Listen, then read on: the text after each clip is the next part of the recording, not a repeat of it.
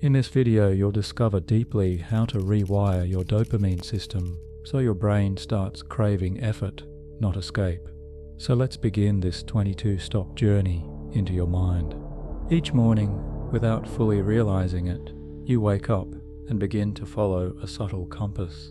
This compass is not made of iron or magnetism. It doesn't reside in your hand or your pocket, but deep within the folds of your brain. It is silent, invisible, and yet immensely powerful. It is the molecule called dopamine. Dopamine isn't pleasure itself. It's not the feeling you get when you take a bite of your favorite dessert or accomplish a long-awaited goal. Rather, it's the whisper that tells you to reach for that dessert. It's the pull that urges you toward your goal. It's the feeling of anticipation, of leaning forward toward what's next. It shapes your decisions, your habits, your cravings, and most importantly, your attention. Every choice you make during the day, every action you take, is subtly steered by dopamine, and yet most people have no idea it's happening. Imagine you are a ship on the sea of life, and dopamine is the current beneath the surface, sometimes gentle, sometimes overwhelming, moving you towards certain shores without you ever adjusting the sail. You're scrolling through your phone, switching from app to app. You're not really enjoying it, not truly present, and yet you can't seem to stop. What you're feeling is not the reward itself, but the draw of potential reward. Dopamine fuels that loop. It's not satisfaction that keeps you there, it's pursuit. Now, why does this matter? Because understanding the way dopamine operates is the first key to reclaiming your focus, your energy, and your drive. You cannot redirect what you do not perceive. And for many people, dopamine remains hidden in plain sight. Let's slow down here and picture something. Imagine a compass that constantly reorients itself, not to the magnetic north, but to whatever stimulus promises the most novelty, excitement, or immediate gratification. That's what's happening in your brain when dopamine is left untrained. It's not inherently good or bad. It's neutral, a servant. But like a poorly trained dog, it chases whatever moves fastest. This is why your attention gets hijacked so easily. You're wired to pursue what your dopamine system points to. The more novel or unpredictable, the stronger the pull. It's not your willpower that's weak, it's your system that's overstimulated. And when the compass spins without steadiness, focus becomes nearly impossible. The ancient part of your brain that produces dopamine evolved to help you survive, to push you toward food, shelter, safety, and community. But in today's world, those primal triggers have been hijacked by algorithms, screens, and endless options. You don't need to seek, to hunt, or to wait. The next hit is always a click away, and your brain adapts fast. The tragedy is that, over time, the compass loses its calibration. The more you feed it quick hits, the less it responds to the slow burn of meaningful work. The essay that once gave you satisfaction now feels like drudgery. The book that used to captivate you becomes too quiet. The conversation that requires effort feels exhausting. That's not a character flaw, it's chemistry. But chemistry can be rebalanced. The compass can be reset. Before we get to how, let's look deeper into what this compass actually is. Dopamine operates in circuits within your brain, especially in areas related to motivation, reward, learning, and memory. It's not about liking, it's about wanting.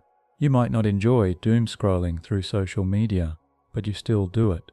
That's dopamine at work, nudging, suggesting, directing your gaze and energy toward whatever it believes might offer a reward. Think of dopamine like the spotlight in a theater. It tells your attention where to look, and whatever gets the spotlight begins to feel more important. That's the trick. The system evolved for survival, but today it chases stimulation. The more you feed it low effort, high reward inputs, the more it demands them, and the more it does, the less capable it becomes of appreciating subtle, long-term rewards. You may have noticed this, a growing restlessness, difficulty starting tasks that require deep thought, an aversion to silence, a need to fill every gap with something, anything, That too is the compass pulling you off course. You're not alone in this. Most people today suffer from some form of dopamine misdirection, but few realize it. Now pause for a moment. Breathe. This very moment, listening, learning, letting your mind settle, is already a small act of recalibration. By paying attention to something slow, reflective, and meaningful, you are starting to nudge the compass back toward steadiness. It won't happen all at once, but the awareness itself is the beginning of mastery. As you begin to observe your habits, your cravings, and your impulses through the lens of dopamine, something powerful happens. You start to detach. You realize that not every urge is a command. Not every desire is truth. You can pause, you can redirect, and over time you can reprogram the system entirely. You don't need to silence dopamine. That's not the goal. You need to teach it, to guide it, to give it better rewards. The brain is remarkably adaptive. If you reward it for meaningful work, it will begin to seek it. If you learn to find joy in process rather than outcome, your compass will align itself toward effort rather than escape. This is the foundation of everything to come. Because before we dive into how to reprogram your system, you must first understand its default state. The invisible compass has been spinning toward quick hits and distractions for years, but now you see it. Now you're ready to steer. Because dopamine doesn't care whether it fuels obsession or discipline. It only follows the path you reinforce. And once you understand that, you can begin to build a system where hard work becomes not only possible, but pleasurable. But to truly rewire what you crave, you first need to understand what broke the compass in the first place. The modern world is a playground of pleasure, a carnival of stimulation that stretches from your pocket to your pillow.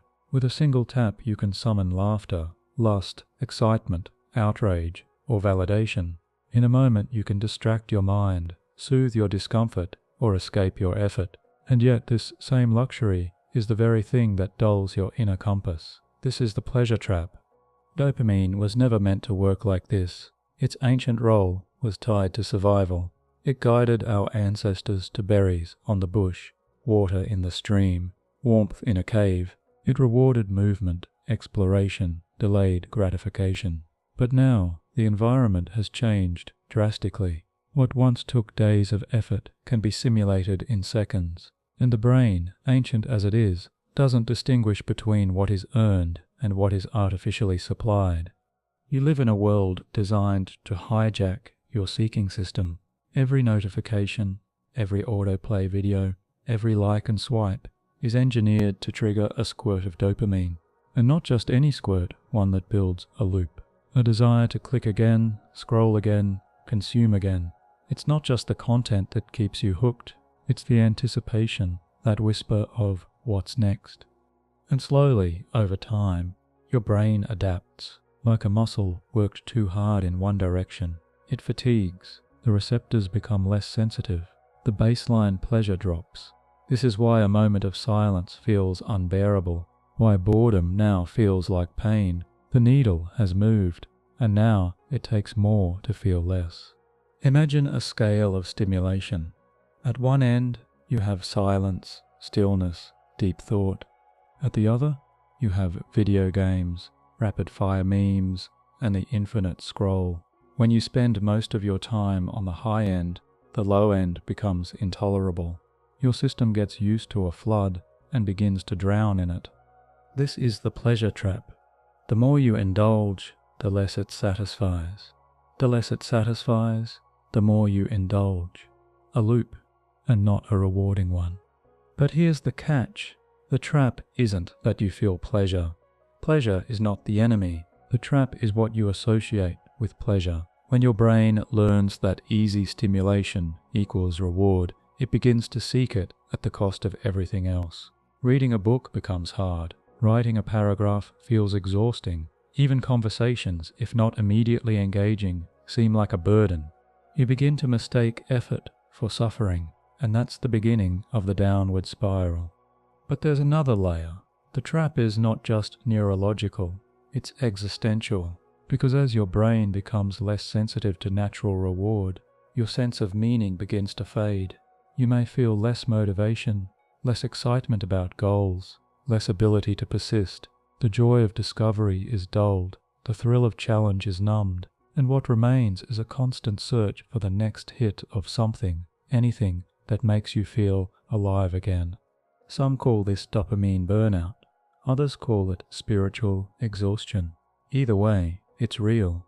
It explains why it's so hard to do the very things you know are good for you, why meditating feels impossible, why journaling feels pointless, why working on a big project, even one you're passionate about, feels like pushing a boulder uphill.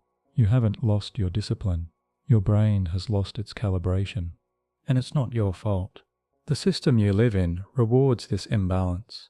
Attention is currency, and every platform, product, and advertisement competes for yours. The most profitable companies in history are those that understand dopamine best. They don't need to control your thoughts. They just need to control your cravings.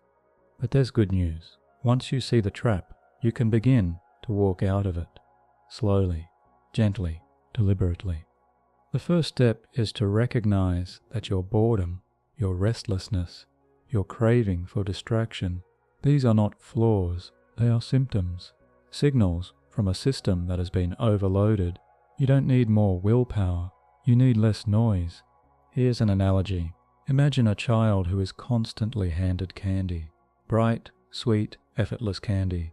Eventually broccoli doesn't taste like anything. Neither does fruit. Even pasta seems bland. But remove the candy, wait a few days, and suddenly the natural flavors return. The palate resets. The reward circuitry finds balance again. Your mind works the same way. To reprogram your dopamine system to crave hard work, you don't need to force yourself into misery. You need to gradually shift the baseline, lower the volume of stimulation, and let your receptors breathe again. Let effort begin to feel satisfying, not punishing.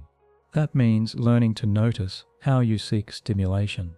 How often do you reach for your phone when nothing is happening? How many tabs do you keep open at once?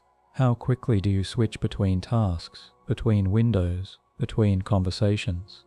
Each of those is a microdose of distraction, a hit of dopamine, and each one is a brick in the wall between you and focus. Start small. When you're in line, don't look at your phone. Just stand. Let your eyes wander. Let your breath guide you. When you feel boredom, don't run from it. Sit with it. Let it pass like a cloud. When you begin a task, close the other tabs. Turn off notifications. Give your attention a single target and let it sink. These are not punishments. They are retraining rituals. You are teaching your brain that stillness is safe, that effort can be satisfying, that work done deeply is its own reward.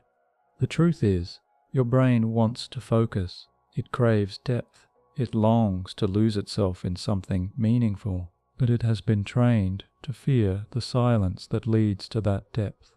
And this is why the pleasure trap is so subtle, because it replaces nourishment with noise. It gives you sugar instead of sustenance. But you can choose differently. Each quiet moment is a step out of the trap. Each act of attention is a thread back to yourself. Over time, these small shifts add up.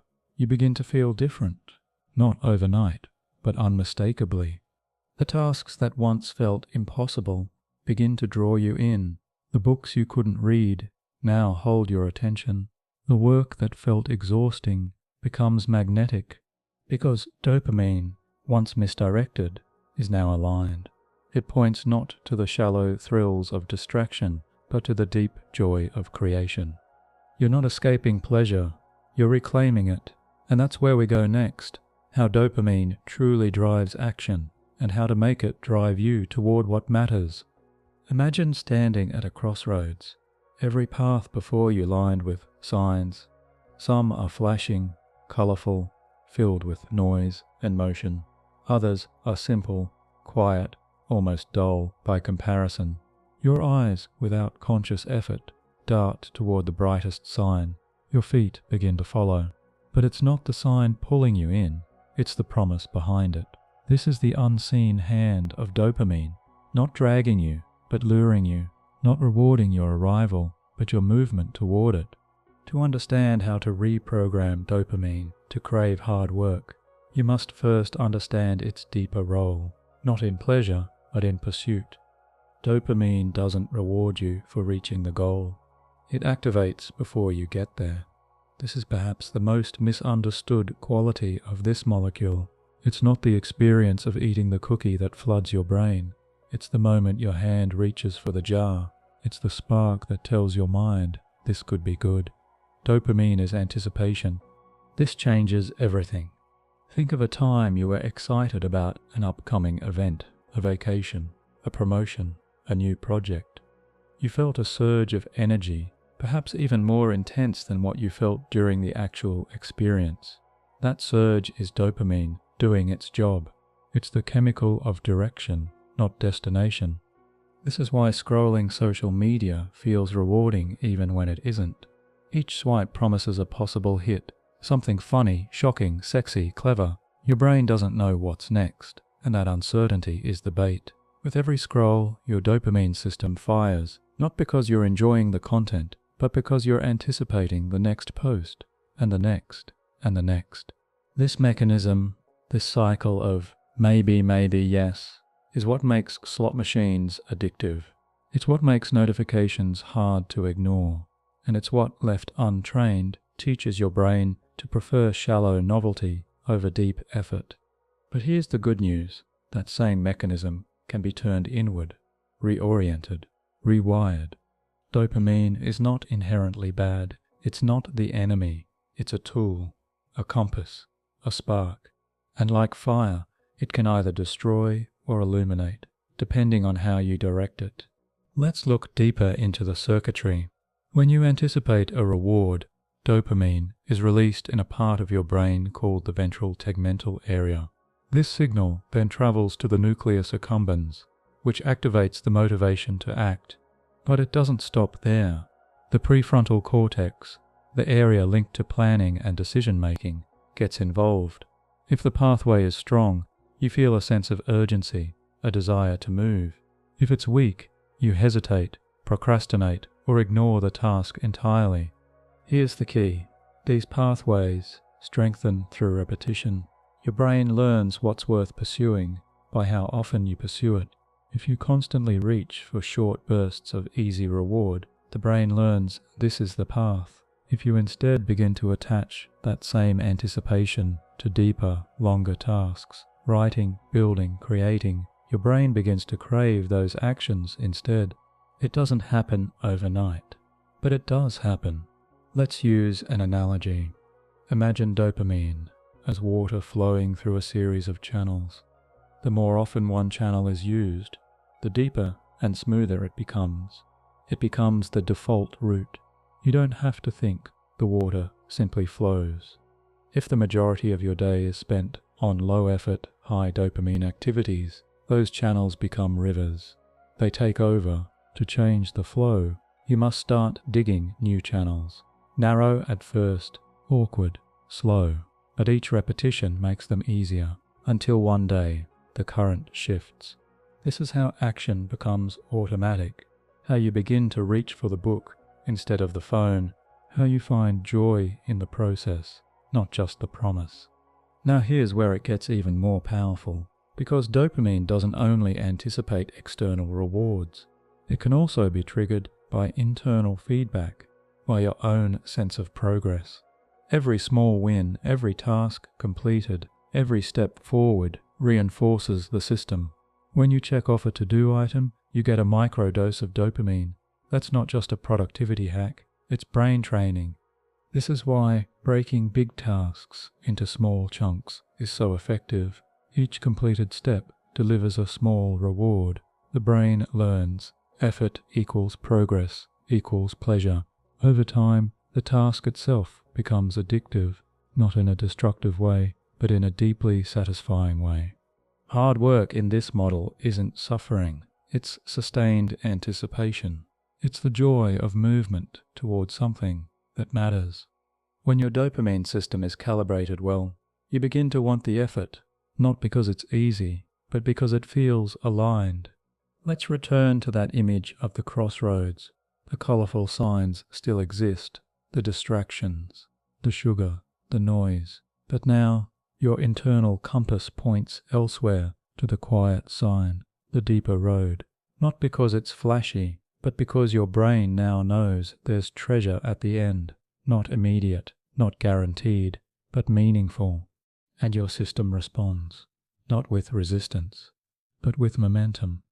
But this doesn't happen through willpower alone. You must train your brain to associate progress with pleasure. You must give yourself permission to celebrate effort, not just outcomes. You must learn to feel that spark, not just at the finish line, but in the first steps. One way to do this is through visualization. Before you begin a task, pause. Imagine the moment of completion, not in vague terms, but in detail. Picture the file saved, the page printed, the email sent. Let your mind anticipate that future success. You're priming the dopamine system. You're lighting the path. Another method is to set up reward cues. Use a specific environment, scent, sound, or ritual to signal your brain this is work time. Over time, those cues become associated with progress. Your brain begins to release dopamine just from entering the state of focused work. It anticipates success. It urges you forward. Even better, as your brain adapts, the rewards grow subtler. You no longer need loud music, perfect lighting, or a specific location. The cue becomes the task itself. The effort becomes the hook. And once that happens, you're no longer chasing dopamine. It's chasing you. Because when the system is aligned, when effort equals reward, and progress equals pleasure, hard work stops feeling hard. It begins to feel natural, even necessary. You look forward to it. You miss it when it's gone. This is the state you're moving toward, a place where your brain lights up not from escape, but from engagement, where the anticipation is not of distraction, but of depth. But to truly rewire this system, to make this shift permanent, we must now examine what happens when rewards lose their flavor, when the pleasure fades and the craving remains. Let's pause here for a moment. You've begun to understand that dopamine doesn't drive you with satisfaction, but with longing. That it isn't the reward itself, but the magnetic field of the reward. And now you're beginning to see how easily that magnetic field can be misaligned. But what happens when that misalignment is chronic? What happens when you've followed the compass toward shallow reward for so long that even real rewards feel flat? This is what we call desensitization, a gradual numbing of the reward system, a hunger that never fully satisfies, a yearning that feels deeper than pleasure can reach. In this state, the activities that once thrilled you now feel dull. Conversations feel slow. Music feels muted. Books no longer hold you. Even rest brings no restoration. And yet, the craving remains. The paradox is cruel. You want more and feel less. Let's unpack why this happens. Your brain's dopamine system works much like a radio receiver. The neurons release dopamine, but for the signal to be received and interpreted, it must bind to receptors. Think of these receptors as the antennae, tuned to detect the signal and translate it into motivation, attention, or satisfaction. But here's the catch. When you flood the system through repeated exposure to highly stimulating content, food, entertainment, or even multitasking, your brain adapts. It begins to down-regulate those receptors. This is a protective measure. Too much dopamine, too often, is overwhelming. So the brain shields itself by becoming less responsive. This is not dysfunction. It's defense. Now picture this. You used to feel rewarded by a walk in nature, a quiet cup of tea, a single chapter of a good book. But after months or years of overstimulation, those same activities feel hollow. Your system expects more to feel anything. You've raised the threshold for pleasure, and now even genuine joys seem inadequate. This is the dopamine crash, and it's not just psychological, it's biological. One common experience of this is anhedonia, the inability to feel pleasure. It's not that life is painful, it's that life is tasteless, grey, numb. You may not notice it immediately. It creeps in, a slow erosion of your inner resonance.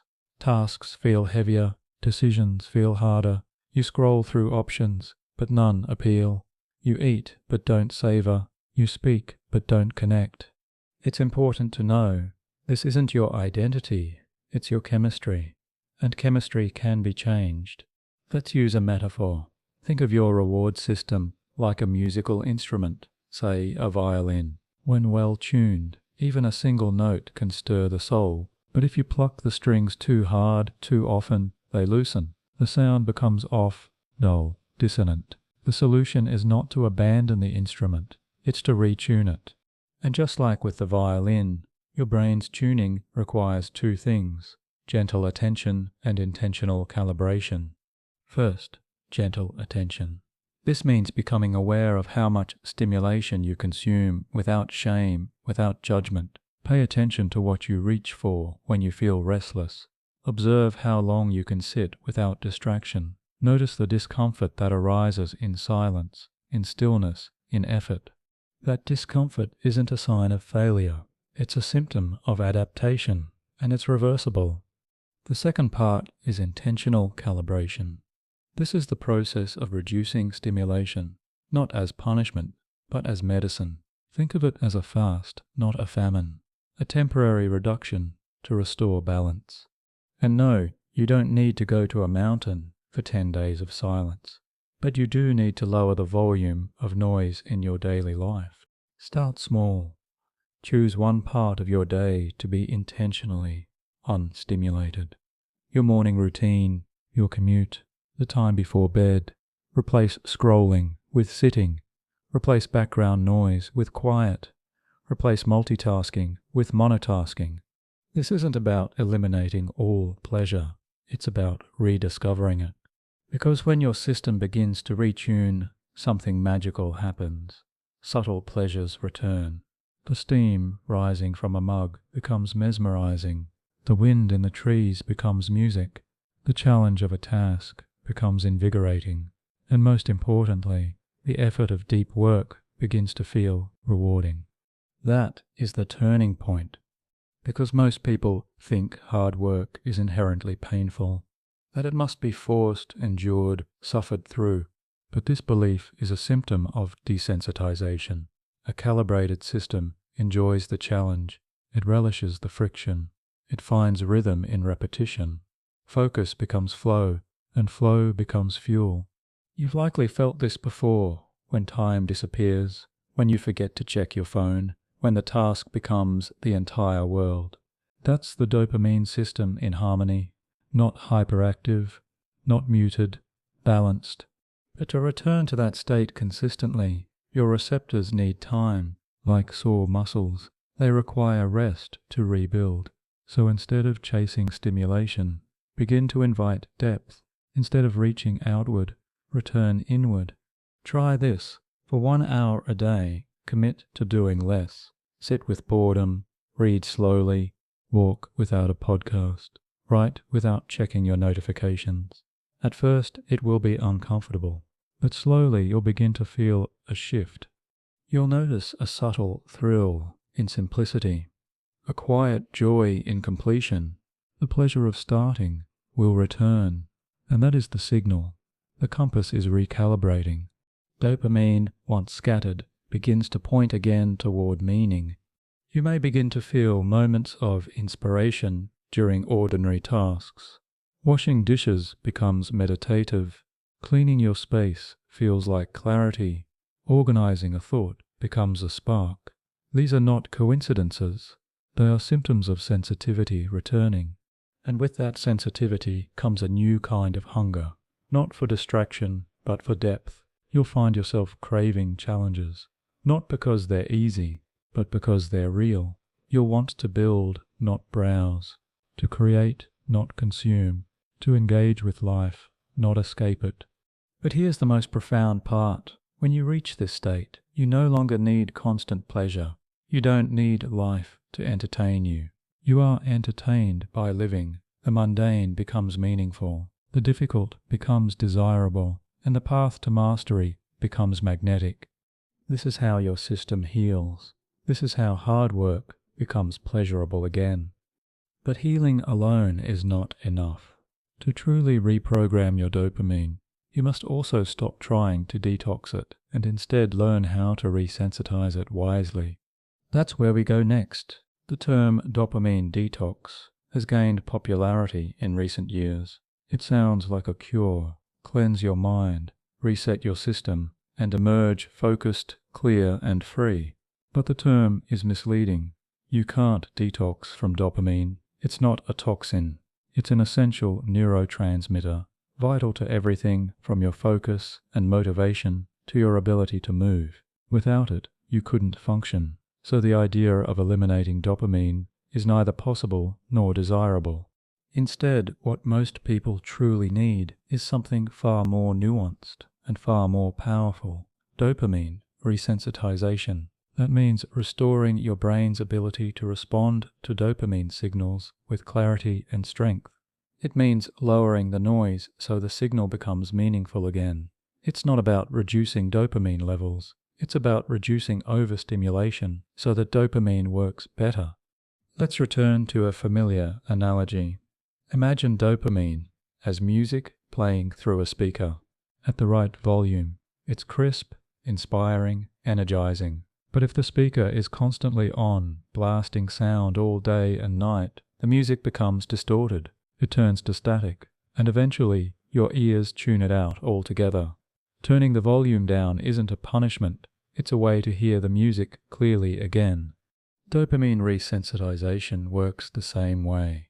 The goal is to let your receptors regain sensitivity. That doesn't mean living in deprivation. It means intentionally choosing experiences that are less stimulating but more rewarding in the long run.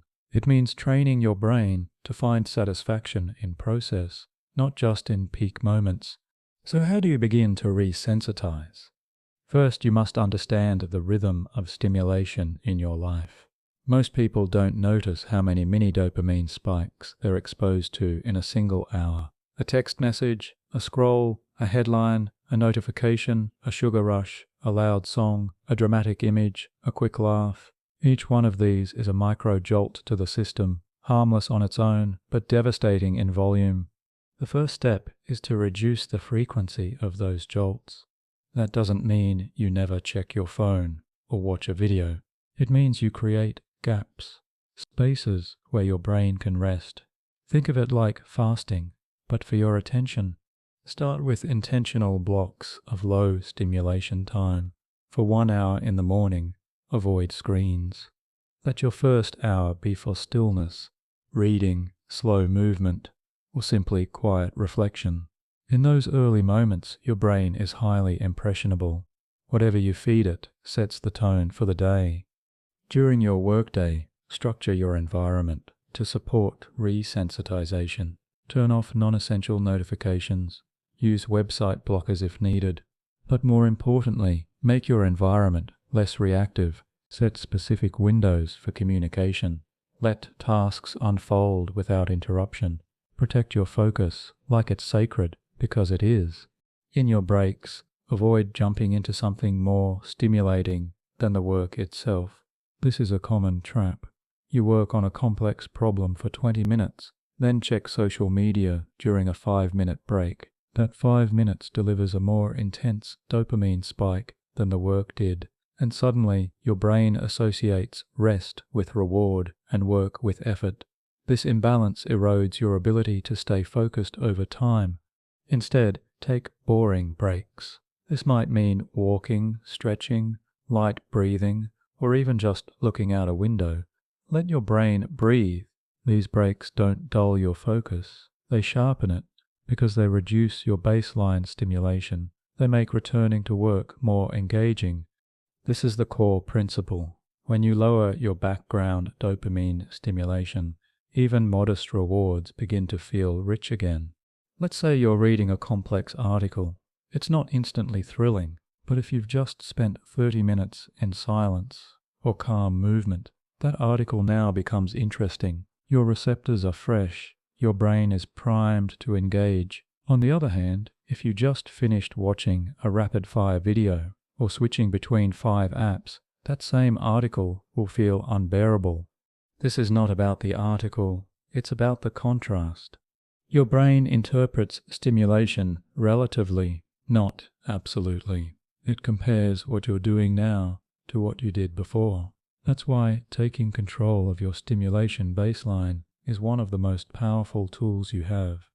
Another vital element in resensitization is intentional presence. The more you engage fully in an activity, the more reward your brain begins to associate with it. Think of mindfulness not as a practice, but as a reconditioning. When you eat, just eat. When you walk, just walk. When you listen, really listen. These moments of singular presence reawaken your reward system. They teach your brain that the now is enough. You can even build micro-rituals into your day. Light a candle before writing. Breathe deeply before a meeting. Close your eyes for 10 seconds before each task. These rituals become anchors, signals to your brain that something meaningful is beginning. They prepare your system to receive reward not from novelty, but from intention. Now some people ask, how long does resensitization take? There's no single answer. For some, a few days of low stimulation living can reset the system noticeably. For others, it may take weeks. But this isn't about quick fixes. It's about creating a life where your brain can feel again, where effort is not a grind, but a gratifying rhythm. And once your system is resensitized, you begin to experience something beautiful. Small wins feel big, progress feels powerful. A single hour of deep work becomes fulfilling. You no longer chase pleasure, you cultivate it. This is the turning point, when you stop trying to escape discomfort and instead learn to engage with it, when you stop needing everything to be exciting and start finding excitement in everything. And here's the most important part. Resensitization is not about restriction, it's about liberation. You're freeing your attention, freeing your curiosity, freeing your ability to choose your focus rather than having it chosen for you. You're not cutting yourself off from life. You're opening yourself to the richness of it. And once you've begun to taste the rewards of this balance, you'll start to see boredom not as a threat, but as a gateway, because beneath boredom lies sensitivity, and beneath sensitivity lies the capacity for joy. But there's more, because the next step is even more counterintuitive and even more powerful. It's about what happens when you embrace boredom fully and make it your greatest ally. Boredom has a reputation, unfair, perhaps, but deeply ingrained. It's seen as something to avoid, an unwelcome visitor in the modern mind. We feel it creeping in during a meeting, when waiting in line, or when tasks lose their sparkle, and almost instinctively we react, scroll, snack, switch tabs, reach for anything that might offer novelty. But what if boredom wasn't the enemy? What if instead boredom was the doorway? To reprogram your dopamine system to crave hard work, boredom must stop being your trigger for escape and become your signal for opportunity. Because boredom isn't absence, it's potential. It's not the void, it's the threshold. Let's explore this more deeply. Boredom arises when the mind expects stimulation and doesn't receive it. It's a gap between craving and engagement. But here's the nuance. Boredom doesn't mean there's nothing happening.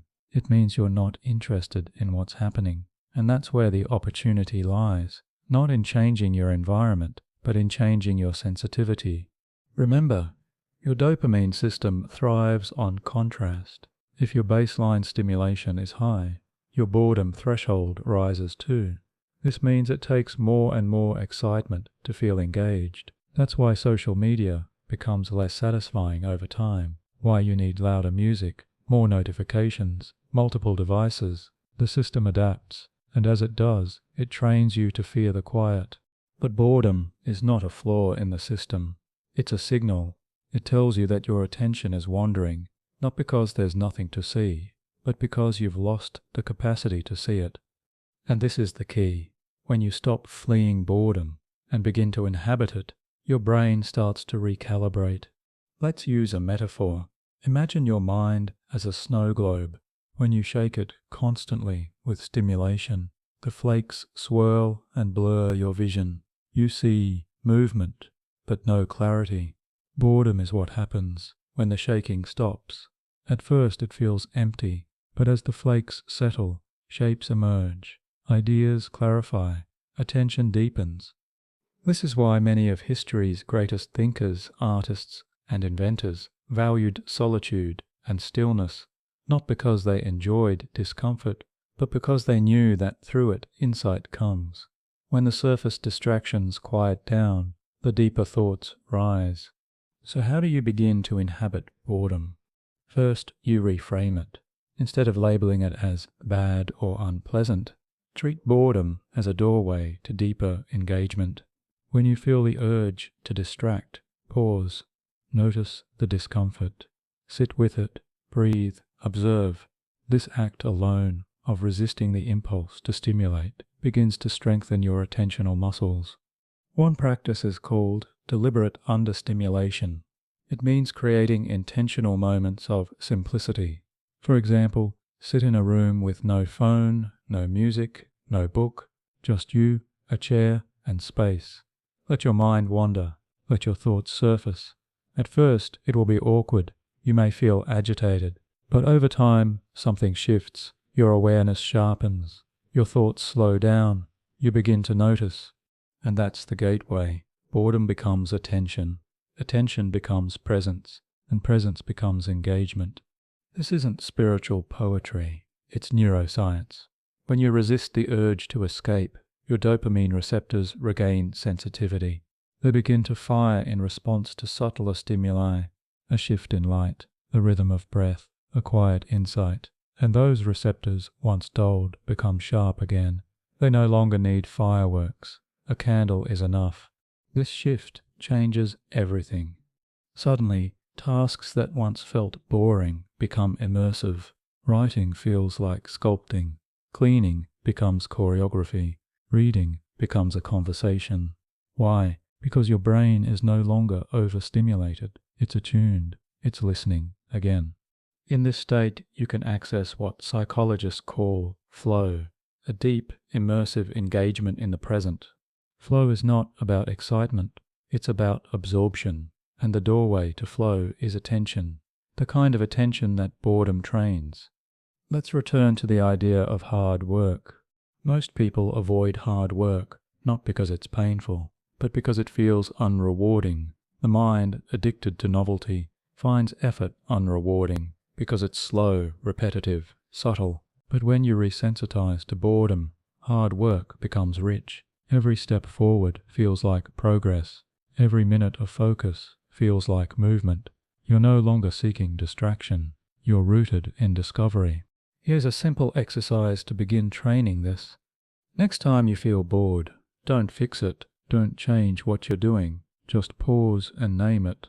I feel bored. Then wait. Don't resist it. Don't explain it. Just breathe and watch what arises.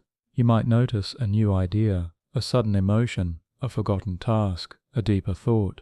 These are the layers beneath boredom. You are never empty, just noisy. Another tool is to cultivate curiosity in the mundane.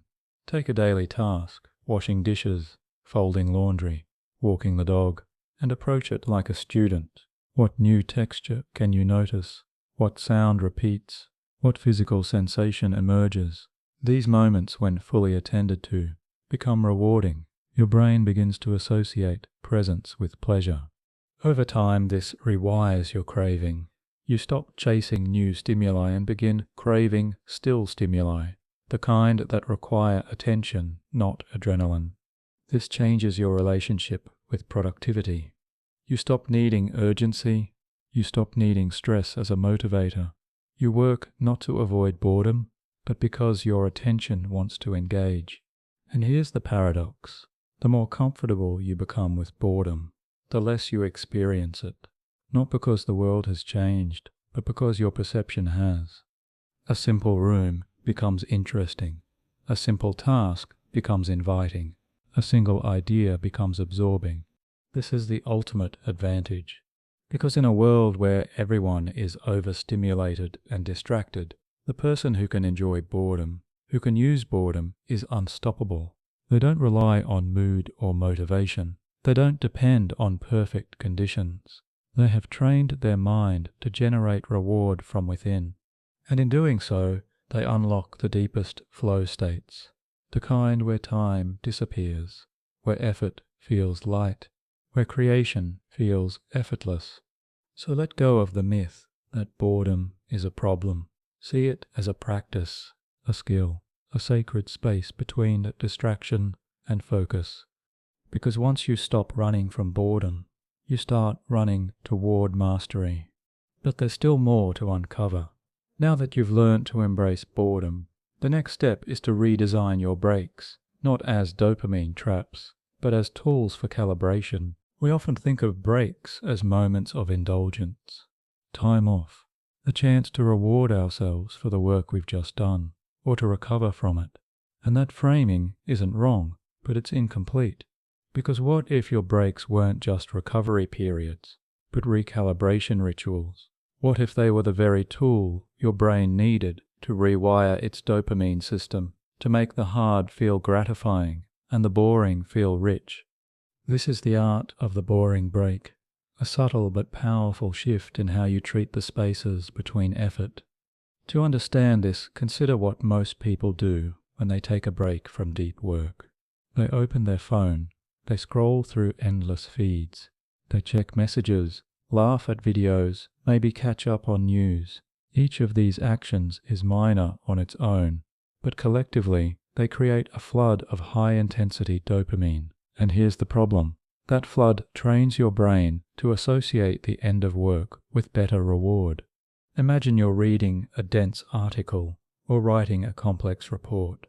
It takes focus, energy, and time.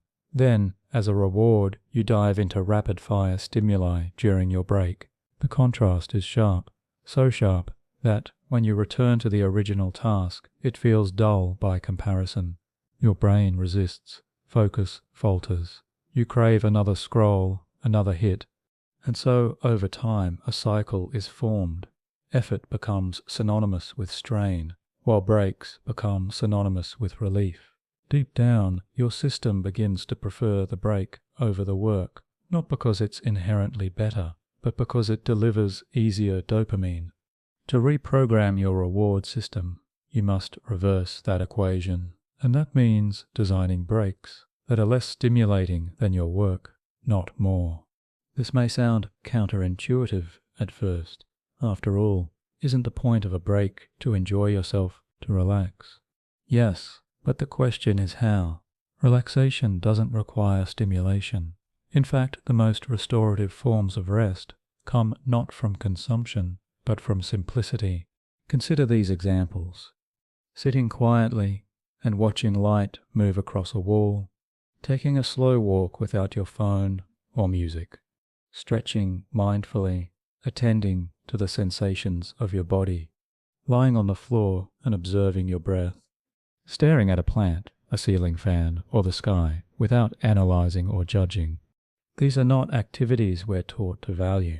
They feel unproductive, even pointless at first, but neurologically they serve a critical function. They reset your stimulation baseline. They bring your dopamine levels back to rest, and in doing so, they make your next block of work feel fresher, more engaging, even pleasurable. Think of your attention like a palette. Every bright color, every video, song, or tweet adds a layer of paint. The more layers there are, the harder it becomes to see the canvas beneath. Boring breaks are like gentle solvents. They strip away the excess. They restore clarity. Now let's go a layer deeper. There's a reason meditation retreats, silent walks, and minimalist environments are often linked to breakthrough ideas and sustained focus. It's not just because of their quiet, it's because in the absence of high-frequency reward, the brain relearns how to generate its own. When you give your mind space, it starts to wander, not aimlessly, but creatively. It begins to stitch thoughts together, notice patterns, retrieve memories, and most importantly, it begins to find novelty in subtlety. That is the foundation of resensitized dopamine. It's not about being ascetic or rigid. It's about being aware, about noticing how quickly you reach for stimulation, about asking, is this break helping me reset or keeping me hooked? Over time, boring breaks become nourishing. They start to feel like micro-retreats. They offer calm, yes, but also clarity, and most importantly, they prevent the contrast trap. That's the trap where your brain becomes conditioned to feel that the only pleasure comes when the task is over. When you learn to break in this way, your system starts to shift. You don't dread returning to work. In fact, sometimes you look forward to it. Your mind, rested but unstimulated, craves re-engagement. It hungers for a challenge. This is a crucial step in rewiring your cravings toward effort. You're not just working harder, you're shaping the very experience of work. Let's make this practical. Design your break routine around these 3 principles. 1. Lower stimulation than the task. If you're writing or researching, avoid audio-visual breaks. Keep it quiet, physical, or contemplative. 2. Keep the break contained. 5 to 15 minutes is enough. The goal is to reset, not retreat. 3. Use consistent anchors. Choose a simple action that signals the start of a break. Drinking water slowly, standing up and stretching, or stepping outside. Let your body and brain learn that these actions mark a transition, not to pleasure, but to peace. One powerful break ritual is what some call the wall stare. Yes, literally, sitting and looking at a blank surface. It may feel absurd at first, but give it time. Within a few minutes, you'll notice your thoughts settle, your body relaxes, and most importantly, your cravings soften. When you return to your task, it will feel better, not because the task changed, but because you did. There's a deeper lesson here too. Our culture worships productivity but fears stillness. We're taught to fill every gap, but gaps are where the system recalibrates, where intuition emerges, where sensitivity returns. By redefining what a break is, you're not just improving your focus, you're reclaiming agency. You're teaching your brain that not all reward comes in pixels and pings. Some of it comes in the slow, soft restoration of balance. Over weeks, you'll begin to notice a difference. Your tolerance for stillness grows. Your resistance to distraction weakens. Tasks feel lighter. Flow returns more easily. You feel more drawn to effort, because effort, unburdened by overstimulation, starts to feel natural again. You're not forcing discipline. You're designing conditions for discipline to emerge. And once you experience this kind of break, not as escape, but as alignment, you'll wonder how you ever functioned without it. But we're not done, because between the blocks of work and the moments of rest, there lies another forgotten territory, a subtle space you move through dozens of times a day without noticing. Next, we'll explore the secret power of the in-between, and how inhabiting those moments can further transform your dopamine response. There's a realm we move through constantly, but rarely inhabit, a liminal space, the in-between. It exists in the pauses between tasks, between messages, between steps in your day. You pass through it when you wait for an elevator, walk down a hallway, stand in line, or sit quietly while someone else talks. These are the unstructured, transitional moments of life, and for most, they're filled reflexively, with glances at a phone, mental planning, low-grade anxiety, or minor stimulation. But what if this forgotten terrain, the in-between, was the key to transforming your dopamine system? Let's begin by reframing it. The in-between is not empty time, it's subtle time, space that asks nothing from you. It's like the white margins on a page. They don't carry text, but they give the text shape.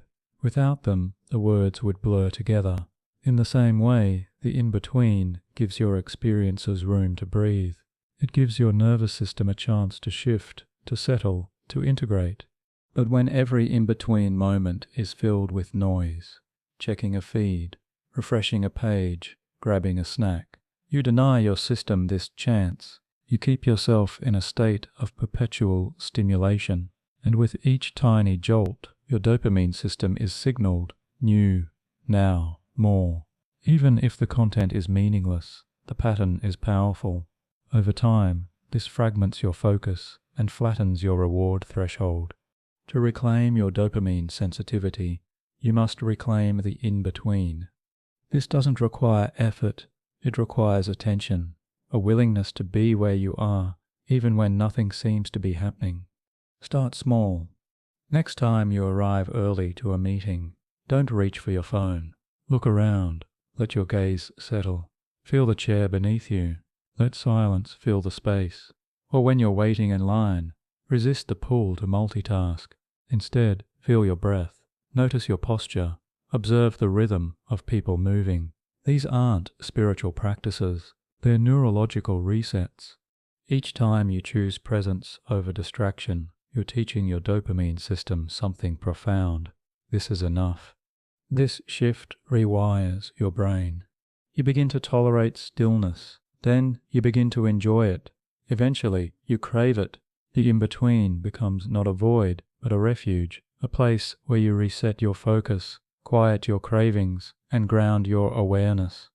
This has a cascading effect, because once you stop using the in-between as a stimulation zone, you free up your focus for where it truly belongs. Your work, your goals, your deep efforts.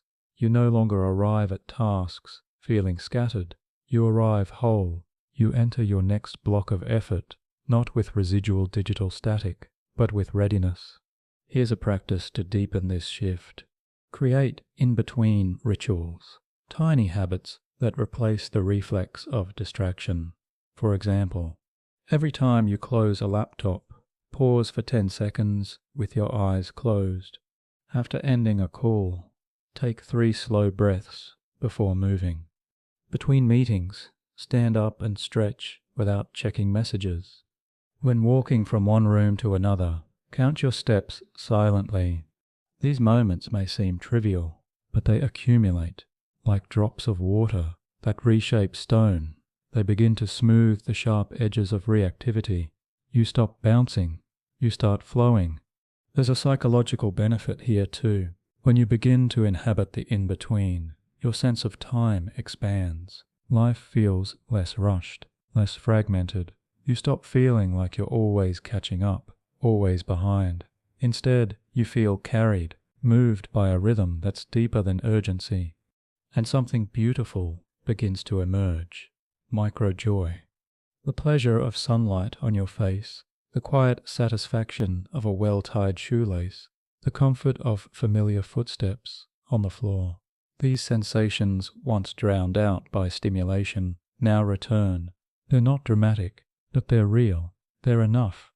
And enough is the word that begins to reshape your inner world. In a culture that constantly says more speed, more input, more success, you begin to find contentment in the pause. You begin to recognize that presence is pleasure, that effort doesn't always need escape, that between the peaks and the valleys there is a path, and that path is rich. In neuroscience, this has roots in the default mode network, DMN, a network in your brain that becomes active when you're not focused on a specific task. It's involved in self-reflection, memory, and imagination. But when overstimulated, it can become noisy, anxious, scattered. By inhabiting the in-between, you allow the DMN to function properly. Not overwhelmed, not underused, but balanced. You let thoughts wander without chasing them. You let insights emerge without forcing them. And in doing so, you create the ideal conditions for deep work and flow. There's a deeper truth too.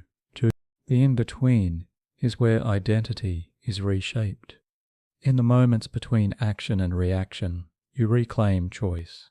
You notice your urges to distract, to check, to consume, and you pause. In that pause, you decide. You shift from autopilot to authorship. And the more you inhabit that space, the more you remember you are not your cravings, you are not your habits, you are awareness itself. This is the doorway to freedom. Because once you're no longer pulled by every flicker of novelty, you become powerful. Your attention becomes yours again. Your work becomes deeper. Your rest becomes sweeter. And your mind becomes your ally. The next time you find yourself reaching, pause. Just for a breath. Just for a heartbeat. Feel the space open. You've found the in-between. Stay there. And from that place, return to your tasks with a new kind of clarity. Because now, you're not just reprogramming your dopamine, you're reclaiming your attention. And next we'll take this even further by exploring how monotasking, the radical act of doing one thing at a time, can unlock the highest levels of sustained focus and joy. There is a quiet power in doing one thing at a time, a still, unwavering force that, in the modern world, often goes unnoticed. Multitasking is praised, speed, efficiency, the ability to juggle, but beneath the surface, multitasking splits your attention. It scatters your mind, and most critically, it weakens the very system that could make hard work addictive, your dopamine pathway. To crave deep effort, your brain must learn to associate single-focus work with reward. It must learn that one task fully attended to is more satisfying than 5 tasks partially completed, and this requires a fundamental shift, not just in how you work, but in how you think about attention itself. Let's begin with the science. Your brain toggles between 2 major networks, the default mode network, DMN, and the task positive network, TPN. The DMN is active when your mind is wandering, daydreaming, or reflecting. It's where your identity lives, your stories, your memories, your imagined futures. The TPN, by contrast, activates when you focus on a task. Reading, writing, solving, creating. This is the realm of engaged attention. Now, every time you switch tasks, say from writing to checking messages, or from reading to scrolling, you toggle between these networks. This switch is not instant, it comes with a cost. Cognitive scientists call this the switching penalty. You lose time, you lose momentum, and most importantly, you weaken the neural circuitry that allows deep focus to feel good. When you multitask habitually, your brain becomes trained to crave novelty, not completion. It starts to associate small, easy wins with reward, the ping of a message, the flash of a new tab. And over time, sustained effort, like writing a chapter, designing a presentation, or solving a complex problem, feels heavy. Not because it is, but because your dopamine system has been rewired to seek fragmentation. This is why monotasking is not just a productivity hack, it's a neurochemical retraining program. When you engage fully with one task, something remarkable happens. The brain begins to release dopamine, not just at the end, but during the process. Each moment of progress becomes a micro-reward. Each step forward reinforces the behavior. This is the foundation of intrinsic motivation, the kind of drive that doesn't depend on external rewards. So how do you begin? Start with intention. Each time you sit down to do something, anything, make it the only thing.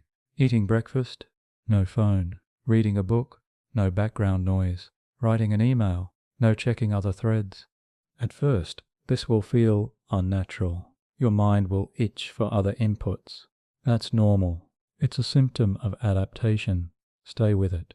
The discomfort is not a signal to stop. It's a signal that rewiring is beginning. Use environmental cues to support this shift. Clear your workspace. Silence your devices. Close unnecessary tabs. Each distraction you remove is not just a physical decluttering. It's a signal to your brain, this matters. Over time, these signals accumulate. Your system begins to associate single tasking with reward, clarity, satisfaction. Here's a practice to deepen this habit. Choose a single activity each day to do with total presence. It can be small, making coffee, brushing your teeth, folding clothes, for 5 to 10 minutes. Let that be your only task. Notice everything: the texture, the rhythm, the sensations. When your mind wanders, gently return. Over days and weeks, this builds the muscle of attention. It reminds your dopamine system that reward can come from within the act, not just from finishing it. This practice has a cascading effect. As your brain begins to find satisfaction in monotasking, you become more resistant to distraction. You stop reaching reflexively. You begin to enjoy the friction of focus. What once felt like effort now feels like engagement, and the benefits multiply. You become faster, not because you're rushing, but because you're uninterrupted. You become clearer, not because you're smarter, but because your mind is less cluttered. You feel more in control, not because you control everything, but because you control your attention.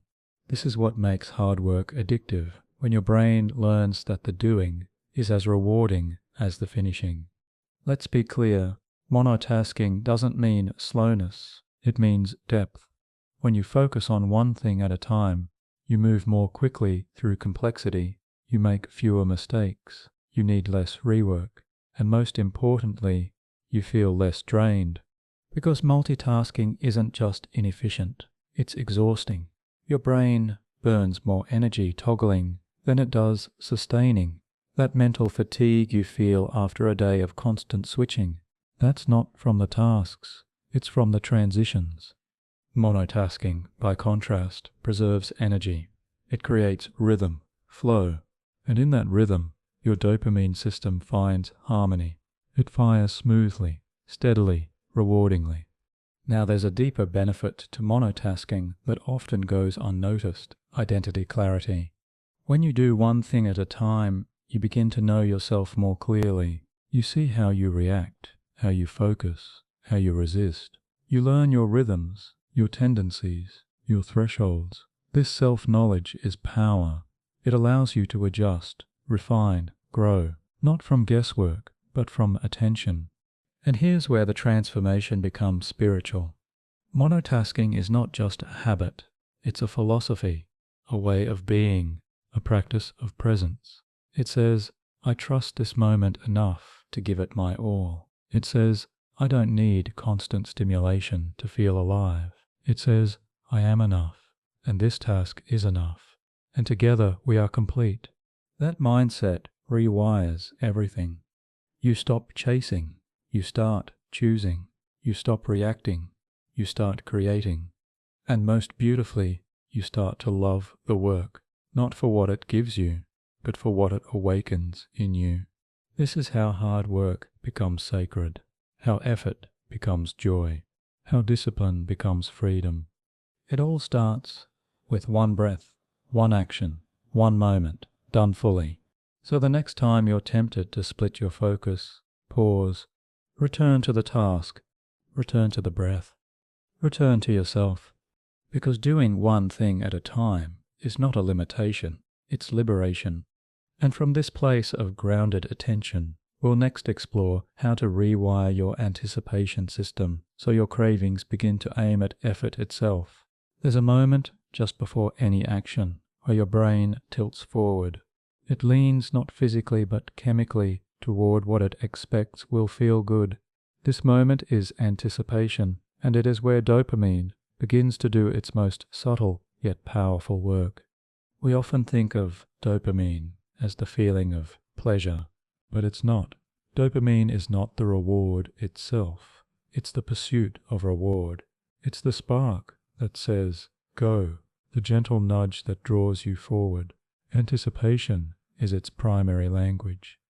And this is why learning to reprogram your dopamine system is not just about what you do, but what you look forward to doing. Imagine your brain as a compass. The needle is set by your past experiences. If you've trained your brain to expect a burst of reward from checking your phone, then even the thought of a notification creates a dopamine spike. If you associate relaxation with scrolling social media or eating a sugary snack, then the mere image of that habit lights up your reward pathways even before the habit begins. But what happens when you train that same anticipatory response to point toward effort? This is the key to making hard work addictive, not just tolerable, not just sustainable, but genuinely desirable.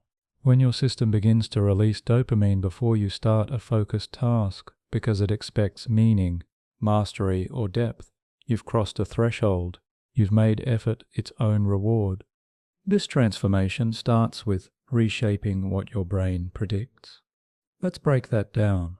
Every time you repeat an action and receive a reward, no matter how small, your brain strengthens the association. If you feel proud after finishing a tough workout, your brain links effort with pride. If you feel a deep sense of satisfaction after organizing a complex task, it links focus with peace. The more often this loop is repeated, the earlier dopamine fires. At first it fires during the action, then it starts to fire before the action.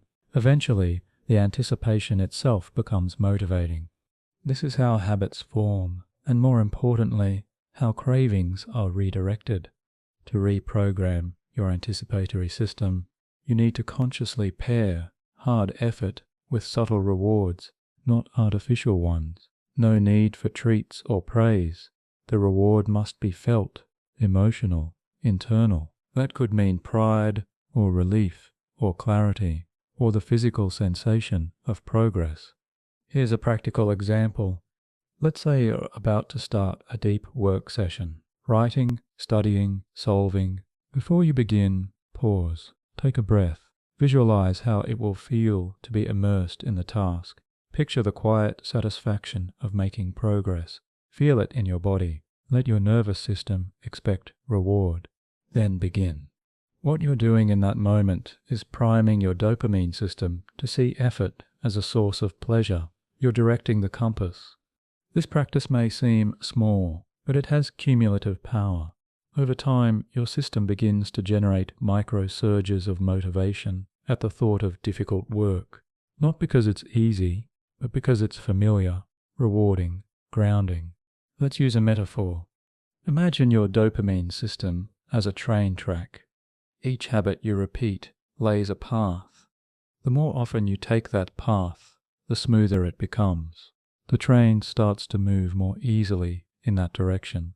What you're doing now is switching tracks, not abruptly, but deliberately. You're laying a new path. And every time you choose effort over ease, focus over fragmentation, that path gets stronger. This is why anticipation is the hinge of transformation.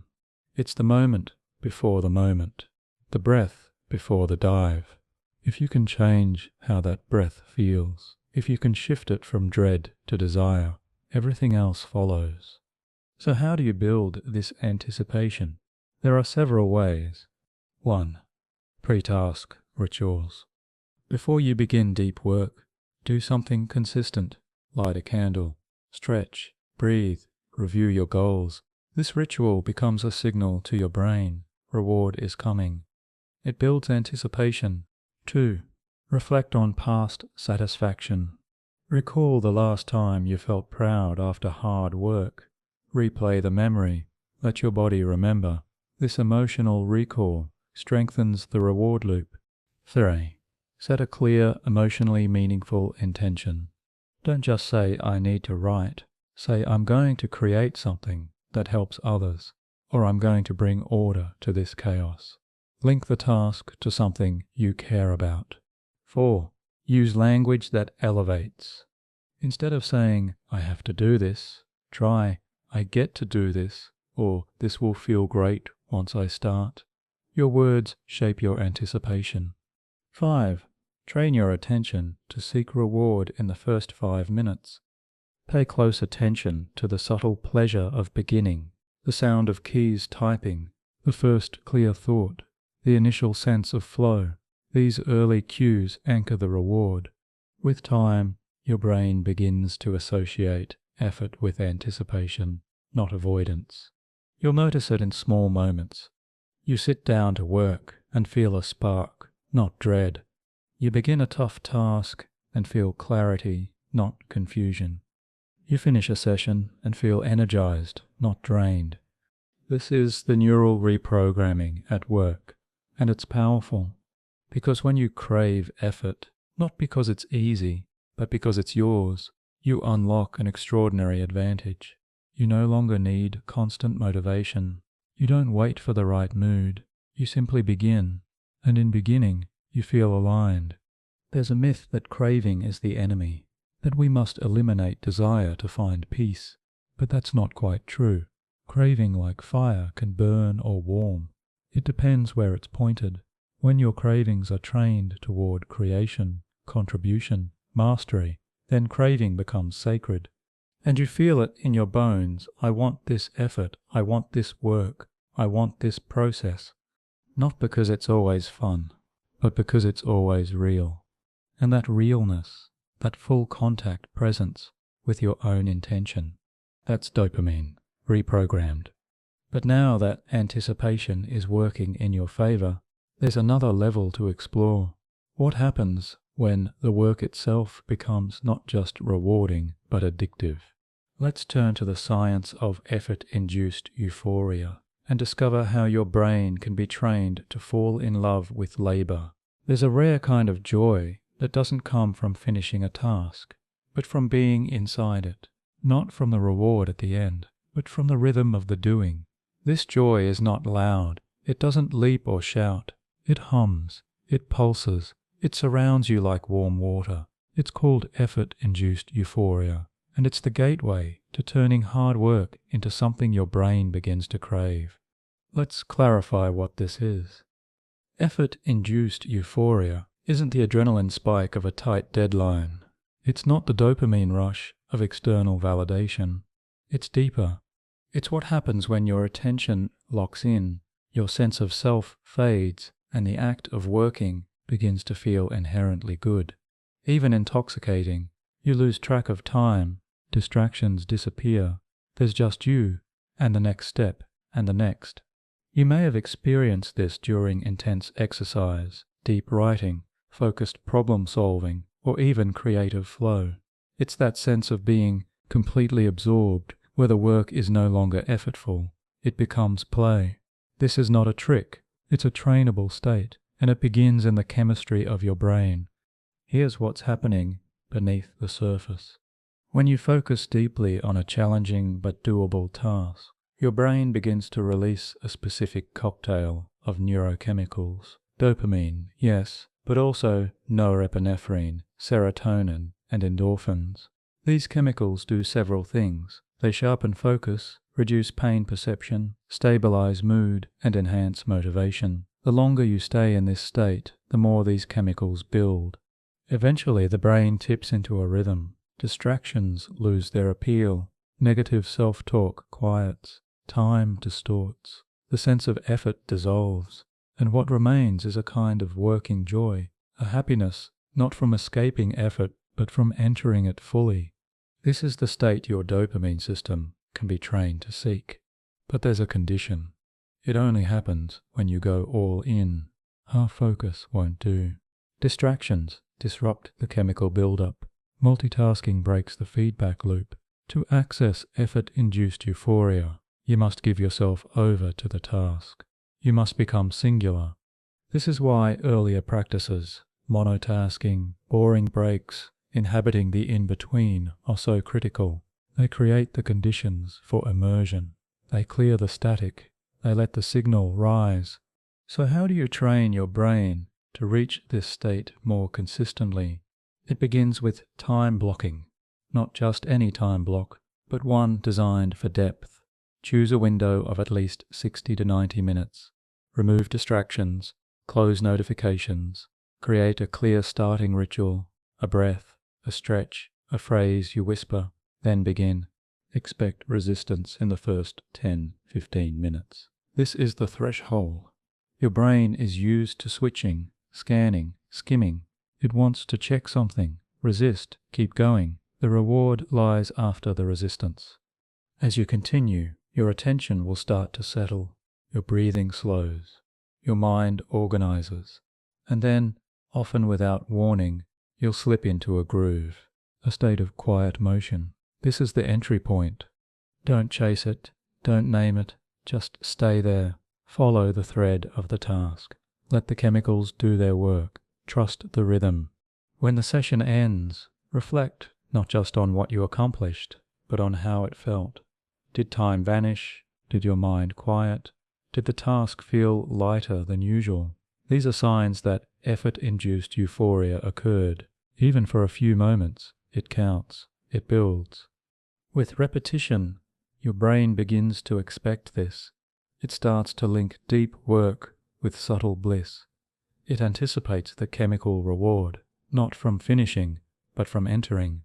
This shift is profound. It changes your motivation at its core.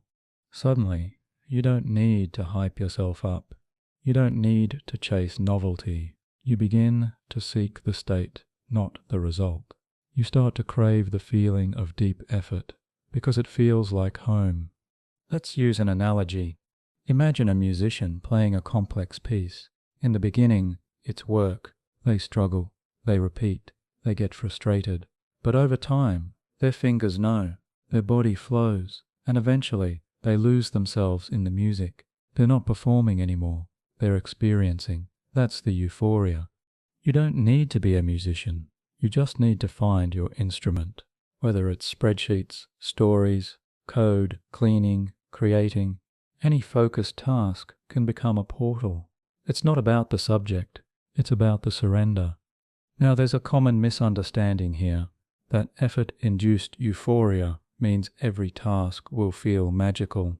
That's not true. Some days will be dull, some sessions won't click. That's normal. But what changes is your relationship to those moments. You no longer see dullness as a failure. You see it as part of the path.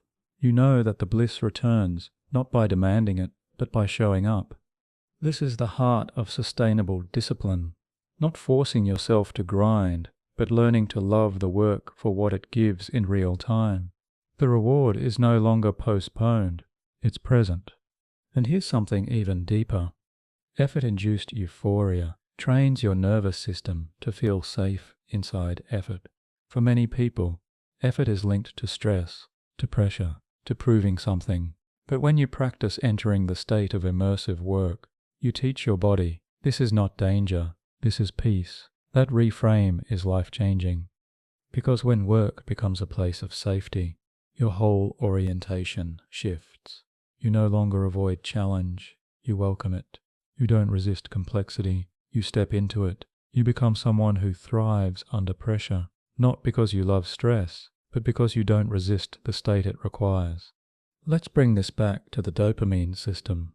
The more often you experience effort-induced euphoria, the more your brain craves it. The craving becomes self-reinforcing. You want to return to the place where you lose yourself and find your depth. That craving builds resilience. It builds stamina. It builds joy. This is what makes hard work not just manageable, but magnetic. And now we go deeper still, because there is another shift that occurs when your brain begins to crave effort. Your sense of identity changes. You stop seeing yourself as someone who has to work hard. You start seeing yourself as someone who loves to. Next, we'll explore how to solidify this new identity, so your actions aren't just habits, but reflections of who you truly are. When you change how your brain responds to effort, you begin to change how you see yourself. At first, it's subtle. A new thought here, a small behavior there, but over time, it becomes profound. Because once you crave what once felt like a chore, once your brain begins to light up in anticipation of deep work, your identity follows. You become someone different, not just in what you do, but in how you feel about what you do. This is where neuroscience meets philosophy, where habit becomes selfhood. It begins with what's known as identity-based motivation. At its core, this concept suggests that you are far more likely to sustain behaviors that align with who you believe you are. If you see yourself as a creative, you're more likely to write. If you see yourself as disciplined, you're more likely to follow through. And if you see yourself as someone who thrives in challenge, then challenge becomes attractive. But identity is not fixed. It is malleable. It is built, moment by moment, through behavior. Every time you show up and work deeply, even for a short session, you are not just completing a task, you are casting a vote for the kind of person you are, a silent affirmation, a neurological nudge. And when repeated, these moments start to rewire your self-perception. They create a new internal story. Let's pause here. Think about your current story around hard work. Is it something you have to do? Is it tied to obligation, pressure, avoidance of guilt? Or is it something you get to do, a space where you express, build, grow? That story matters. It's what your brain listens to. Dopamine doesn't just respond to external rewards. It responds to meaning, to perceived value. If you believe deep work is painful, your system will anticipate pain. If you believe it is purposeful, your system will lean in. This is where the shift becomes generative. Because once you start experiencing moments of effort-induced satisfaction, once your dopamine begins to reward engagement itself, you're able to rewrite the internal script, not through force, but through evidence. Your nervous system learns, this is who I am now. Let's use a metaphor. Imagine you're building a fire. At first, it takes effort. You gather wood, strike the match, protect the flame. It's fragile. One breeze, and it flickers. But with patience and consistency, the fire grows. It becomes self-sustaining. It warms you. It lights your space. It draws others near. This is how identity-based dopamine rewiring works. Your first deep work sessions feel like striking the match. It's effortful. Your attention wanders. You question your progress. But you keep showing up. You learn how to protect the flame, how to structure your day, guard your focus, remove temptations, and over time, the fire catches. You begin to look forward to your work blocks. You begin to feel uneasy when you go too long without immersion.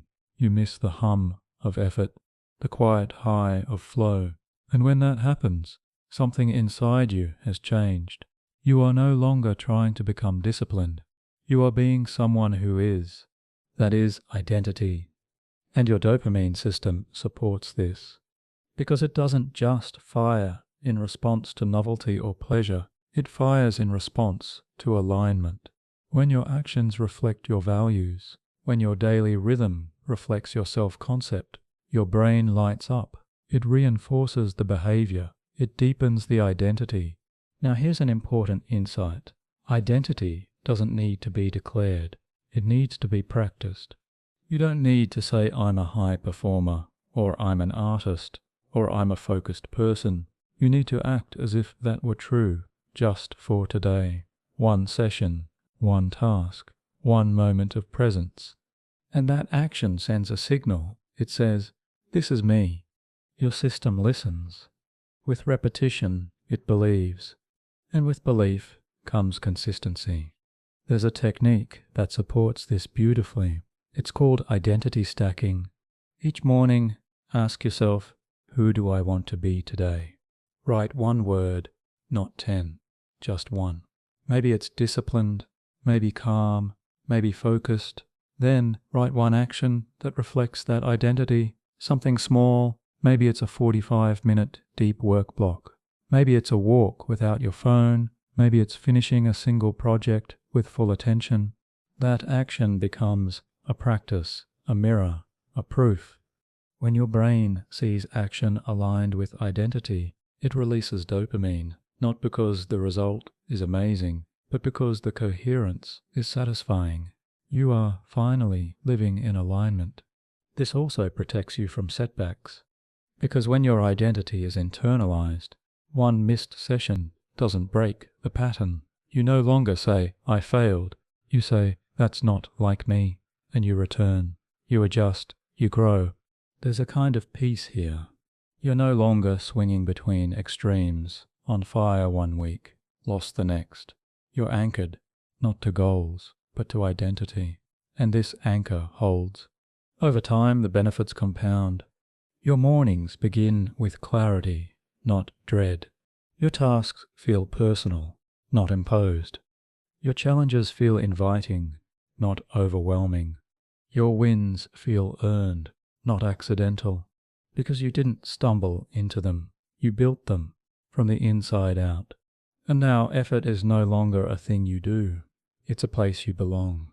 A space where your mind, your body, and your chemistry meet. A space that feels like home. But there's more. Because once your identity supports effort, you become a new kind of observer. You begin to see how your environment shapes your behavior, how the spaces you inhabit either support or sabotage your focus. Next, we'll explore how to redesign your surroundings, not just to remove distraction, but to trigger dopamine in the direction of deep work. Your environment is not neutral. It is not a passive backdrop to your behavior. It is an active participant, a quiet architect of your habits. Every color, every sound, every object in your space sends a message to your brain, and when it comes to effort and dopamine, that message matters. Because if you want your brain to crave hard work, not just to endure it, you need to turn your surroundings into a subtle, powerful trigger, a landscape that signals focus is safe here, depth is rewarding here, work is meaningful here. Let's begin by understanding the core principle. Environmental cues shape behavior through associative learning. Your brain is always scanning for patterns. It links places with emotions, sounds with outcomes, sensations with states of mind. If you usually scroll social media on your couch, then your couch becomes a cue for distraction. If you snack while watching videos at your desk, then your desk becomes a cue for impulsivity. Over time, the space itself calls forth the behavior. But this can work the other way. If you build a space where your deepest work happens consistently, that space becomes a trigger for focus. If you associate your desk with clarity, solitude, and progress, your brain begins to anticipate reward the moment you sit down. Dopamine flows, not because you've started the task, but because the context says it's time. This is environmental conditioning, and it's one of the most overlooked tools for rewiring your dopamine system. Let's explore how to design this intentionally. First, claim a focus zone. You don't need a perfect office, just a specific area, a corner, a chair, a desk, a seat by the window. What matters is consistency.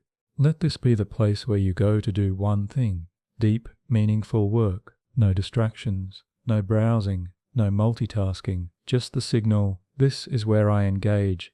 Over time, your brain begins to associate this location with flow.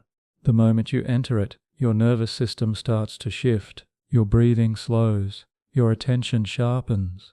This is not magic, it's association. To strengthen this, use ritual objects. Maybe it's a notebook, a pen, a particular mug, a small lamp. These objects are not decoration, they're anchors. They tell your brain we're about to begin. Each time you use them before deep work, they gain symbolic weight. And when you see them, dopamine starts to rise, not from novelty, but from meaning. Now consider sensory cues. Sound and scent are powerful triggers for state change. A specific playlist, a white noise machine, a scent diffuser with essential oils. These elements become part of the immersion. They create a cocoon. They reduce friction. They signal, here we go deep. What you're doing with all of this is training your dopamine system to anticipate focus. You're shifting its compass, not by force, but by environment. Let's zoom out. Think about your broader environment. What's on your walls? What's on your desk? Are there papers scattered? Notifications pinging? Clutter in view? Each of these is a cognitive whisper, a cue, a hook. Visual clutter increases cortisol. Open tabs fragment attention. Noise raises baseline arousal. Together, they create a background hum of resistance. To crave work, you must reduce resistance. So do a reset. Clear your space of anything unrelated to your current focus. Close the loops, file the paper, shut the tabs, create stillness in your visual field. Let your environment reflect the clarity you want inside. Now, this doesn't mean sterile minimalism. It means intentionality. A well-placed plant, a quote that grounds you, a photo that evokes meaning. These are not distractions. They're emotional cues. They remind you why you're here. There's also the rhythm of the environment to consider, time. When you do certain things at certain times, your body learns to prepare. If you write every morning at 9 a.m., your dopamine begins to rise just before that time. If you reflect every evening at 6 p.m., your nervous system starts to soften as sunset nears. This is temporal conditioning. And when paired with spatial conditioning, same place, same time, you create a dopaminergic corridor. You step into the space, you feel the hour arrive, and your system says, it's time. This is the ideal scenario, when your environment trains your chemistry, but there's another layer to explore, what you remove. Dopamine is sensitive to contrast. If your workspace is full of competing pleasures, your phone, snacks, entertainment, then deep work loses its shine. The alternative is too easy, too loud. So minimize temptation. Put your phone in another room. Use website blockers. Turn off notifications. Yes, it takes effort, but what you gain is differential reward. Suddenly, work becomes the most stimulating option in the room. And that's the point. We often talk about dopamine detoxing as something internal, but it begins externally, with what you see, what you hear, what's within reach. When your environment is boring, your brain seeks stimulation in the task. That's the rewire. There's something poetic about this. By making your surroundings quieter, you make your mind louder. By stripping the space of easy rewards, you amplify the subtle joys of focus. You begin to notice the texture of your thoughts, the shape of your effort, the beauty of one uninterrupted sentence, one precise calculation, one clear idea. This is how the environment supports the self, and it continues to evolve. As your identity shifts, your space may change. You might crave more light, more quiet, more structure. Let it reflect your inner clarity. Let it become a mirror. Because when your environment matches your intention, you feel held. You stop resisting effort. You start entering it easily. And your dopamine system, ever sensitive, ever watching, learns. This is where we thrive. Next, we'll go beyond the individual space and explore how micro moments throughout your day can be reshaped to build craving for effort, one habit at a time. There's a quiet magic in the moments we often overlook. The pause in a hallway, the silence while waiting in line, the few minutes before a meeting starts. These micro moments, fleeting, often discarded, hold a secret power. They are the soil where attention is either fractured or deepened. And if you learn to inhabit them fully, they become the training ground for your dopamine system. This practice is called inhabiting the in-between. Most of us don't. When caught in a waiting moment, we reflexively fill the space, a scroll through messages, a glance at the headlines, a tap, a swipe, a flick. Our brains reach for stimulation, not because we need it, but because we're conditioned to expect it. This constant consumption fragments attention and quietly reshapes what feels rewarding. Each micro hit of novelty tells your dopamine system, only the new is interesting, only the fast is worth attending to, only the intense matters. And so when it comes time to focus on a conversation, a creative task, a difficult problem, your system resists. The signal isn't loud enough. The reward isn't immediate. The baseline for stimulation is too high, and the present moment feels flat. But this is reversible, and it begins in the in-between. When you stop filling every gap with stimulation, something happens. Your system begins to recalibrate. It learns to sit, to watch, to breathe, to notice. The ordinary becomes textured again. The quiet becomes rich, and your attention, once scattered, starts to cohere. Let's look at the neuroscience behind this.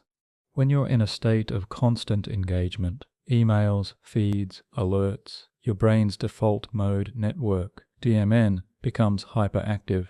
This network is responsible for self-referential thoughts, mental chatter, and scanning for novelty. It's useful for planning and reflection, but when overstimulated, it creates restlessness. You feel always on, even when nothing's happening. The antidote lies in activating the Task Positive Network, TPN, the neural system responsible for focused, goal-directed attention. The transitioning between these networks isn't instant. It takes a few minutes of stillness, and most people never reach that stillness because they fill every moment with something else. By choosing to inhabit the in-between, you train this transition. You teach your brain that silence is not a void, it's a signal, a moment to settle, a space to reorient. Here's how to practice this. Notice the impulse. You're in line. You feel the itch to pull out your phone. Pause. Observe the sensation. Don't judge it, just feel it. That urge is your dopamine system anticipating a reward. But you are not your urges. You are the one who notices. 2. Redirect attention inward or outward. Inward, feel your breath. Count the exhale. Sense the ground beneath your feet. Listen to ambient sounds. Outward, observe the scene, colors, textures, light, movement, details that don't demand anything but offer everything. This redirection teaches your brain that presence itself can be rewarding, that attention does not need a spectacle, it just needs stillness. Anchor to repetition. Choose one recurring transition moment, perhaps walking to your desk, waiting for your coffee, brushing your teeth. Use this as a daily ritual of non-stimulation. Let your system settle. Over time, these repeated acts of stillness begin to shift your baseline. You become more comfortable with quiet, more tolerant of ambiguity, more sensitive to subtle shifts in your state, and that sensitivity carries over into your work. Now, when you sit down to a complex task, your system is primed. It doesn't need a loud cue. It recognizes the quiet. It welcomes the effort. It's ready. This is the cumulative power of the in-between. There's a metaphor here. Think of your attention like a snow globe. When shaken, the flakes swirl. Visibility is low. Focus is fractured. This is how most of us live, always shaking, never settling. But when you put the globe down and let it sit, the flakes begin to fall. The scene clears. The deeper patterns emerge.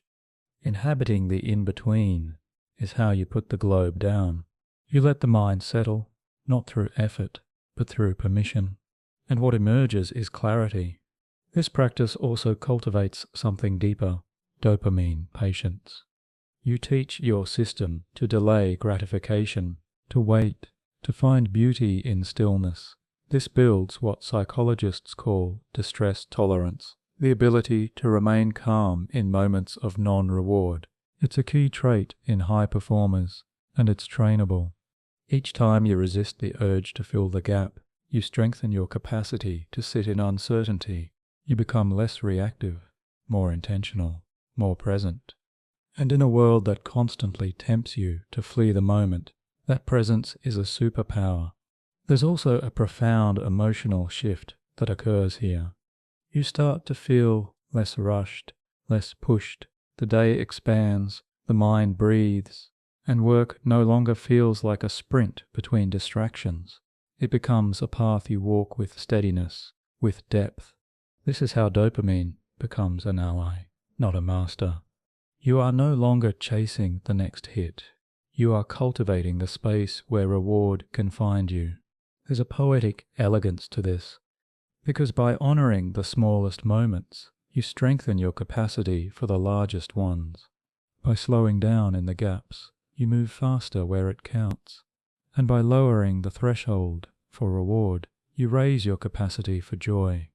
Let this be your practice. Start small. One in-between moment, fully inhabited. One pause, embraced rather than escaped.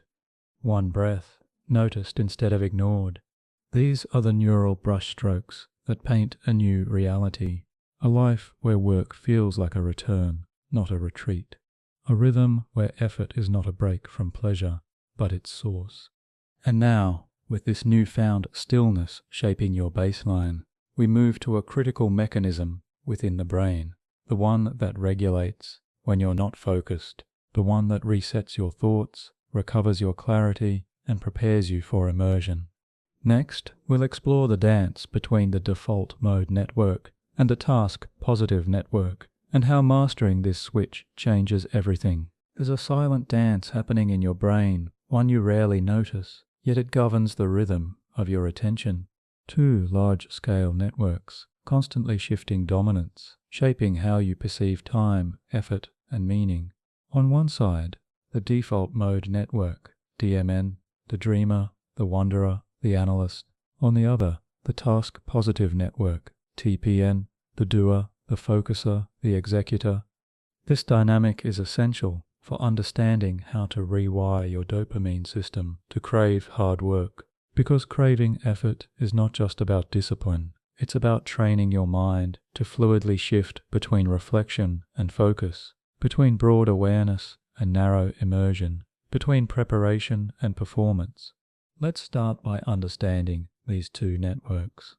The default mode network activates when your mind is at rest, not focused on the outside world, but engaged in inward thinking, daydreaming, recalling memories, planning for the future, imagining scenarios.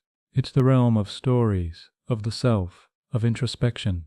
This is where you drift, when waiting in line, when walking alone, when your hands are busy, but your mind is free. It's a beautiful space, but if overactive, it becomes noise, rumination, worry, procrastination. Then there's the task positive network. It lights up when you engage with a clear, goal-directed task, solving a problem, reading with intention, writing with purpose, coding, crafting, concentrating. This network reduces the self-referential chatter of the DMN and pulls you into the moment, into action, into flow. But here's the catch. These networks are mutually exclusive. When one is active, the other is largely suppressed. This creates a toggle effect, like a mental switch. Now imagine that your ability to enter deep work depends on how quickly and smoothly you can shift from DMN to TPN. That's exactly how it works. And dopamine plays a key role in this shift. Dopamine doesn't just produce pleasure, it modulates readiness. When your dopamine system anticipates a meaningful task, it helps downregulate the default mode network and activate the task positive network. It says, time to focus. It clears the fog. It narrows the beam. But if your dopamine system is hijacked, accustomed to rapid, fragmented, overstimulated patterns, it struggles to make this shift. You sit down to work, and the DMN remains loud. Thoughts wander. Self-doubt creeps in. The task feels distant, overwhelming, and you reach for distraction. This is where your training matters. The practices you've built so far, inhabiting the in-between, boring breaks, singular focus, are not just habits. They are neural retraining protocols. They're helping your brain become more agile in this dance, more precise in the shift from rest to focus. Let's explore how to improve this transition. 1. Use a deliberate entry ritual. Before entering a task, pause, breathe, set intention. This could be as simple as lighting a candle, opening your notebook to a fresh page, or whispering a phrase like "begin now." These small rituals act as signals to your dopamine system. Something meaningful is starting. They quiet the DMN and prepare the TPN. 2. Avoid pre-task distraction. If you scroll through social media or check email immediately before working, your DMN remains active even after you switch tasks. The mental residue lingers, so give yourself a 5-minute transition buffer. Sit, walk, breathe. Let the snow globe settle. Let the chatter fade. 3. Start with low-friction tasks. If jumping into deep focus feels jarring, begin with a warm-up task, something easy but related. Organize your notes, sketch ideas, reread a past draft. This gently activates the TPN without resistance. It smooths the on-ramp. 4. Use focused sound environments. Certain sounds can help suppress the DMN and reinforce focus. Instrumental music, white noise, binaural beats. Choose a consistent soundscape that becomes associated with deep work. Your brain begins to associate these sounds with the shift into TPN dominance. But the work isn't only about entering focus. It's also about exiting gracefully. After deep effort, your brain needs to reset, to let the DMN take over again, so it can integrate, reflect, recharge. This is when insights often emerge. Solutions arise unbidden. The classic aha in the shower. So give yourself deliberate decompression. Go for a walk, journal freely, stare at the ceiling, let your mind wander without direction. This is not slacking, it's integration, and it primes you for the next session. This back and forth focus, release, focus again, is the rhythm of peak performance. But there's a deeper lesson here. Most people experience effort as a battle, a tug-of-war between distraction and discipline. But when you master this dance between DMN and TPN, effort becomes a flow, a fluid movement from presence to pondering, from execution to insight. And your dopamine system becomes the conductor of this movement. It learns to anticipate the joy of switching, to crave the act of entering deep focus, not because of external pressure, but because it feels right, natural, aligned. You no longer force yourself into work, you glide into it. And this glide becomes a signature of your day. It shows up in the small transitions, from home to desk, from thinking to acting, from pausing to producing. Each time a subtle shift, guided by breath, supported by cues, powered by trained chemistry. Let's return to metaphor. Think of your brain as a lake. The default mode network is like the broad, expansive surface, reflecting, wandering, shifting with wind. The task-positive network is like the deep current beneath, focused, steady, directional. Most people live at the surface, bouncing with every breeze. But when you learn to drop in, to enter the depth at will, you find a stillness, a power that few experience. And your dopamine system, it becomes the compass, pointing you not to novelty, but to depth, to meaning, to work that matters. This is not just productivity, it's peace, a form of internal alignment where your chemistry, your attention, and your action all point in the same direction. And now that you understand the neurological switch behind focus, we turn to the most subtle and powerful layer of all, your beliefs. Because what you believe about effort changes how your brain responds to it. Next, we explore how your mindset shapes your dopamine sensitivity and how to build a philosophy of effort that makes hard work feel like freedom. The way you perceive effort, what you believe it means, how you frame it, the emotional tone you attach to it, has a profound impact on your dopamine system. Your mindset is not just psychological, it is biochemical. It shapes how your brain interprets challenge, whether it sees effort as threat or as invitation, whether it recoils or reaches. To reprogram your dopamine to crave hard work, you must construct a philosophy of effort that resonates not just with logic, but with meaning, one that feels true in your bones, one that your nervous system can believe. Because your beliefs act as filters. If you believe that effort is suffering, your brain will anticipate stress, dopamine will drop, resistance will rise. If you believe that effort is growth, your brain will anticipate reward, dopamine will rise, energy will follow. Let's begin with a foundational truth.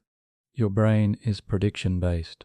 It doesn't just respond to reality, it predicts it. It models the likely outcome of every action, every task, every decision, and then it releases neurochemicals accordingly.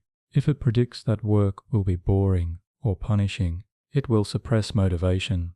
If it predicts that work will be meaningful, it will amplify focus. So the question becomes, what has your brain been taught to predict? Often through school, social pressure, or burnout, we learn that effort equals obligation, that it's something we must do, that joy comes after, not during. This shapes a mental model where work is a price we pay to access pleasure. But this is outdated. Neuroscience tells us that pleasure can be found within effort if we train our brain to expect it. And this is where belief comes in. Let's explore a few foundational mindset shifts that recalibrate your dopamine system toward craving effort. 1.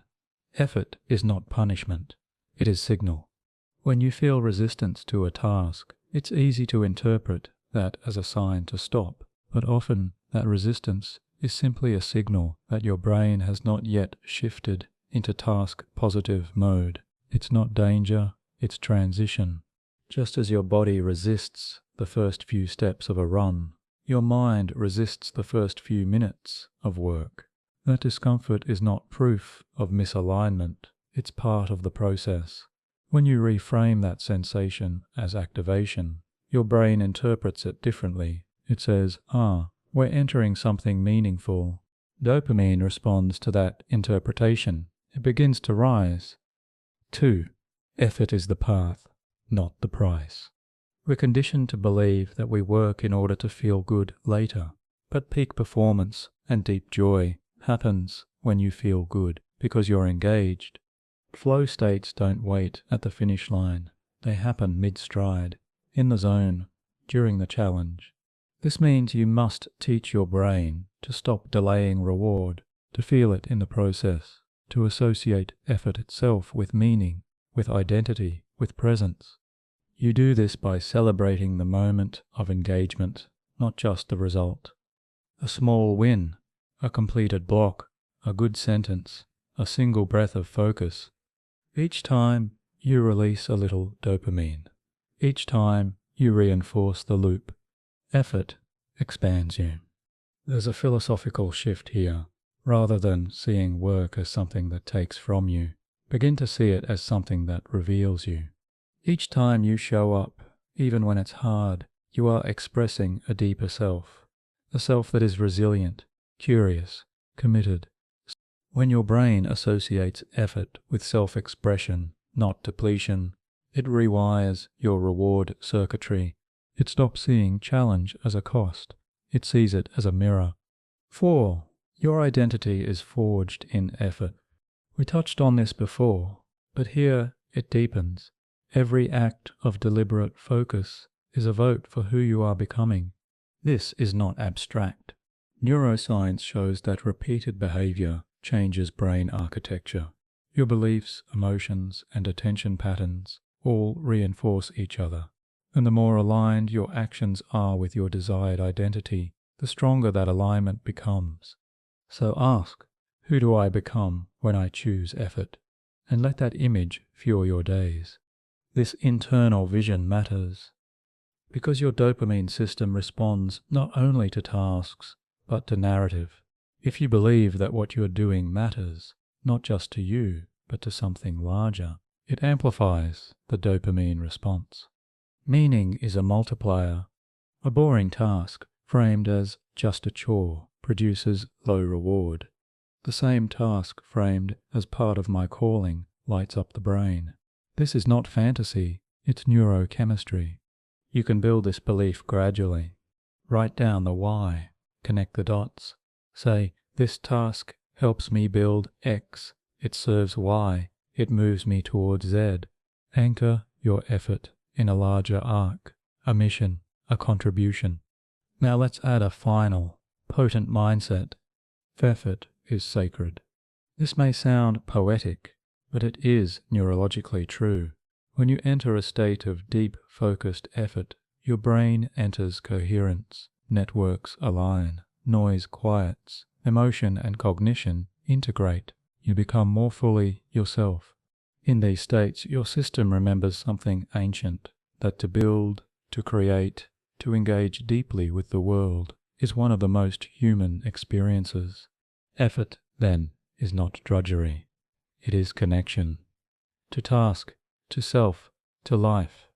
And when you believe this deeply, your dopamine system aligns. It begins to crave effort not because it is easy, but because it is real. And in a world of shallow pleasures, reality is refreshing. So let this be your new narrative. You are someone who engages, not because you have to, but because it reveals you.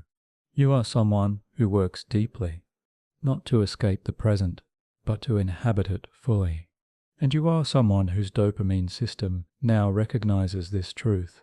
There is no greater pleasure than being fully alive inside your effort. Next, we explore how to anchor these beliefs into your daily behavior, how to build simple rituals and reinforcement loops that ensure your mindset becomes embodied, automatic, and sustaining. It's one thing to hold a belief, it's another to embody it, to live it so consistently that it becomes part of your nervous system, reflexive, unconscious, effortless. The beliefs we explored in the last section, seeing effort as meaningful, as self-expressive, even sacred, can transform your dopamine system, but only if they're reinforced through action. This is where we build your dopaminergic feedback loop. Because beliefs alone are fragile, they waver under stress, they fade in distraction. But when they're backed by rituals, consistent intentional behaviors, they become stable, reliable. They turn into systems, and systems change brain chemistry.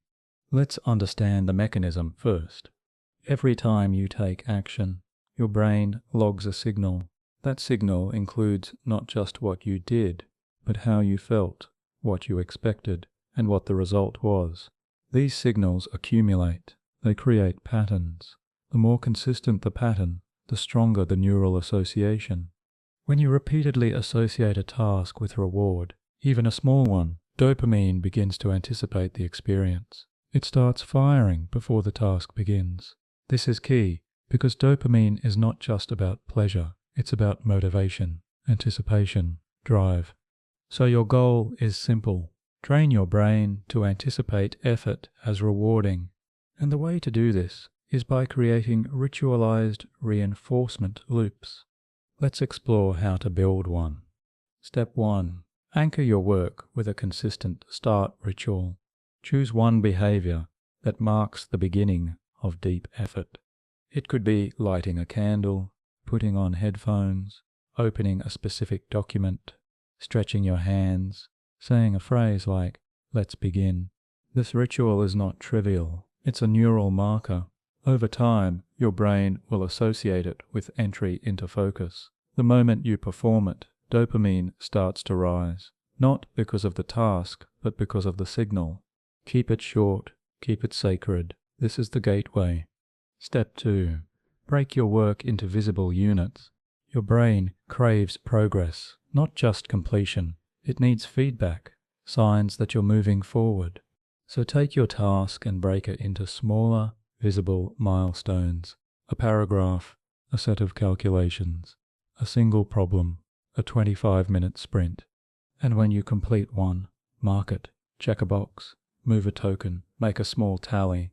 These simple actions release microdoses of dopamine. They say you did something, and they teach your system to enjoy the process of progress, not just the end. This is especially useful for long, complex projects. It sustains momentum. It keeps the loop tight. Step 3. Celebrate effort, not just results. This is subtle but vital. If you only reward yourself when you finish something, your brain links dopamine to outcome.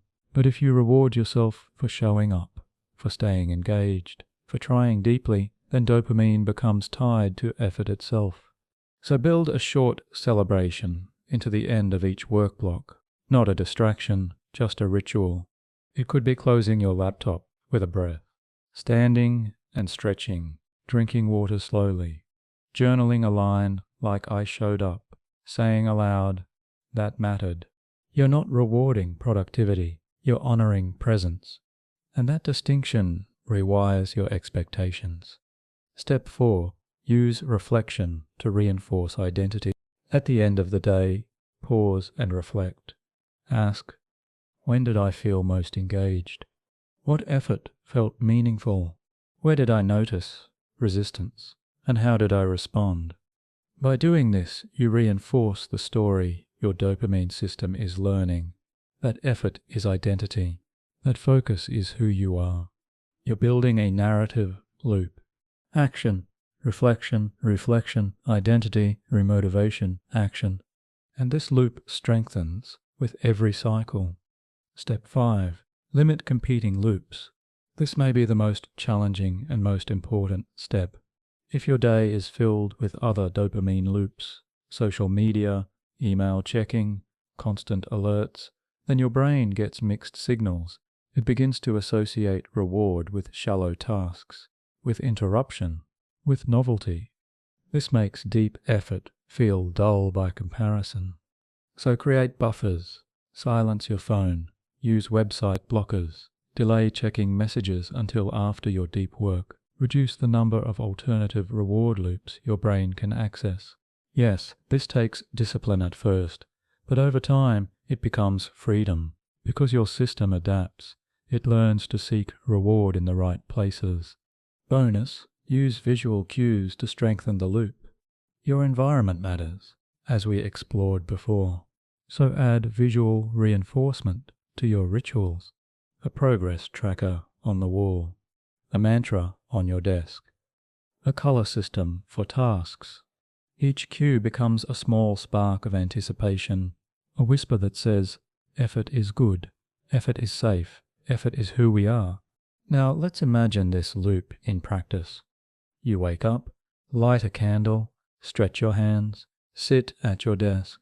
You open your notebook and write, "Today I build." You put on your headphones. The same instrumental track begins. Your body settles. Your breath deepens. You begin to work. Just 25 minutes. At the end, you check a box. Smile. Close your eyes. Feel your heartbeat. Whisper, "That mattered." You walk outside. The sun is warm. You breathe. Later, you reflect. I showed up. I stayed with it. I became who I want to be. This is not just ritual. It's rewiring. Each repetition strengthens the loop, and each loop rewrites your dopamine system. It stops chasing the trivial. It starts seeking the meaningful. It begins to anticipate joy in the moment your fingers touch the keyboard, in the second your eyes meet the task, in the rhythm of flow. This is how craving is reborn, not as hunger for pleasure, but as hunger for presence. You are no longer trying to force discipline. You are training delight. And in the next section, we'll go even deeper into how to maintain this loop, not just through habits, but through emotion. We'll explore the emotional tone of effort and how subtle shifts in feeling can shape your entire motivation landscape. Emotions are not just fleeting sensations. They are guides. They point your attention, influence your decisions, and shape the chemistry that fuels your actions. And when it comes to dopamine and hard work, the emotional tone surrounding effort determines whether you lean into the task or retreat from it. You may think your resistance to work is about discipline or laziness, but often it's emotional. It's about how your body feels when effort approaches. Does it tighten? Does it brace? Does it sigh with dread? Or does it soften, expand, lean forward? This subtle emotional response sets the stage for your dopamine system. Let's pause and reflect for a moment. Recall a time when you were in deep focus, so immersed that time disappeared. What did it feel like? Likely there was effort, challenge, but also a calm pleasure, a sense of purpose, maybe even joy. Now contrast that with a moment of forced productivity, when your body resisted, when your mind scattered, when the work felt like a cage. The difference wasn't just in the task, it was in the emotion surrounding the task. Here lies the key insight.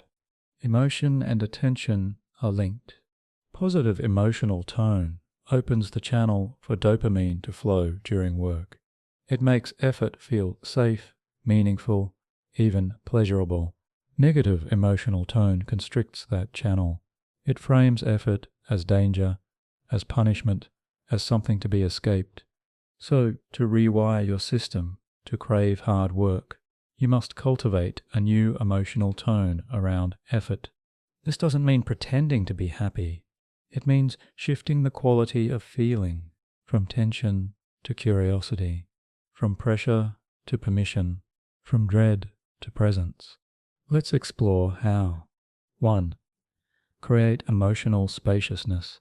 Before any focused work session, pause, take a breath, ask yourself, how does this task feel in my body?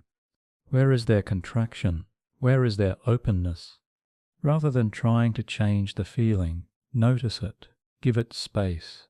Often resistance arises because we push against feeling, but when we allow emotion to be felt, it moves, it softens, the nervous system relaxes. This signals to your brain, this is safe, we can engage. Dopamine responds to that safety with readiness. 2. Shift language, shift feeling. The words you use internally matter. If you say, I have to do this, your body contracts. If you say, I get to explore this, it softens. Language shapes emotion, which shapes attention.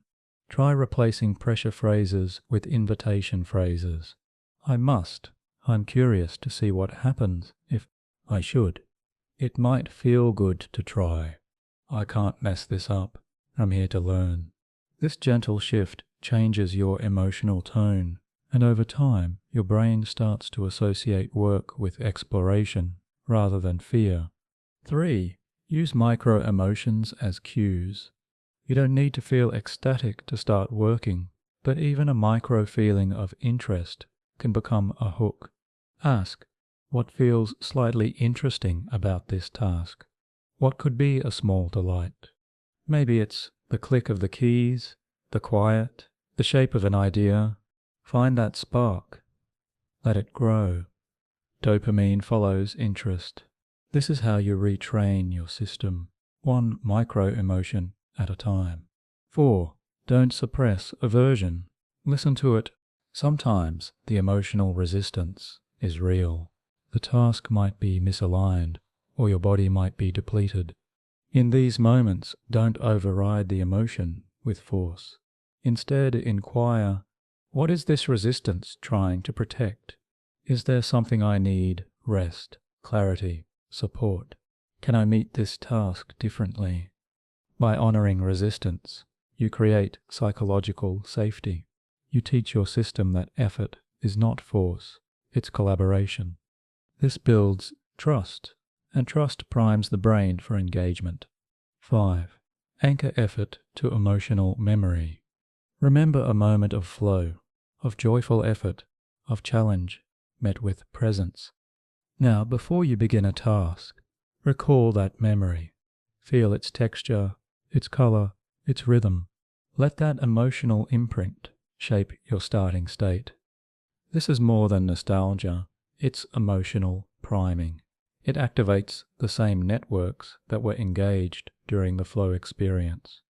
Your brain says, I've been here before, I know this place, let's go.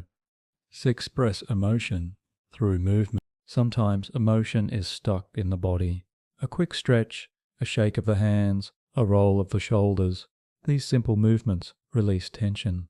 Try standing before you sit, taking one conscious breath, smiling gently.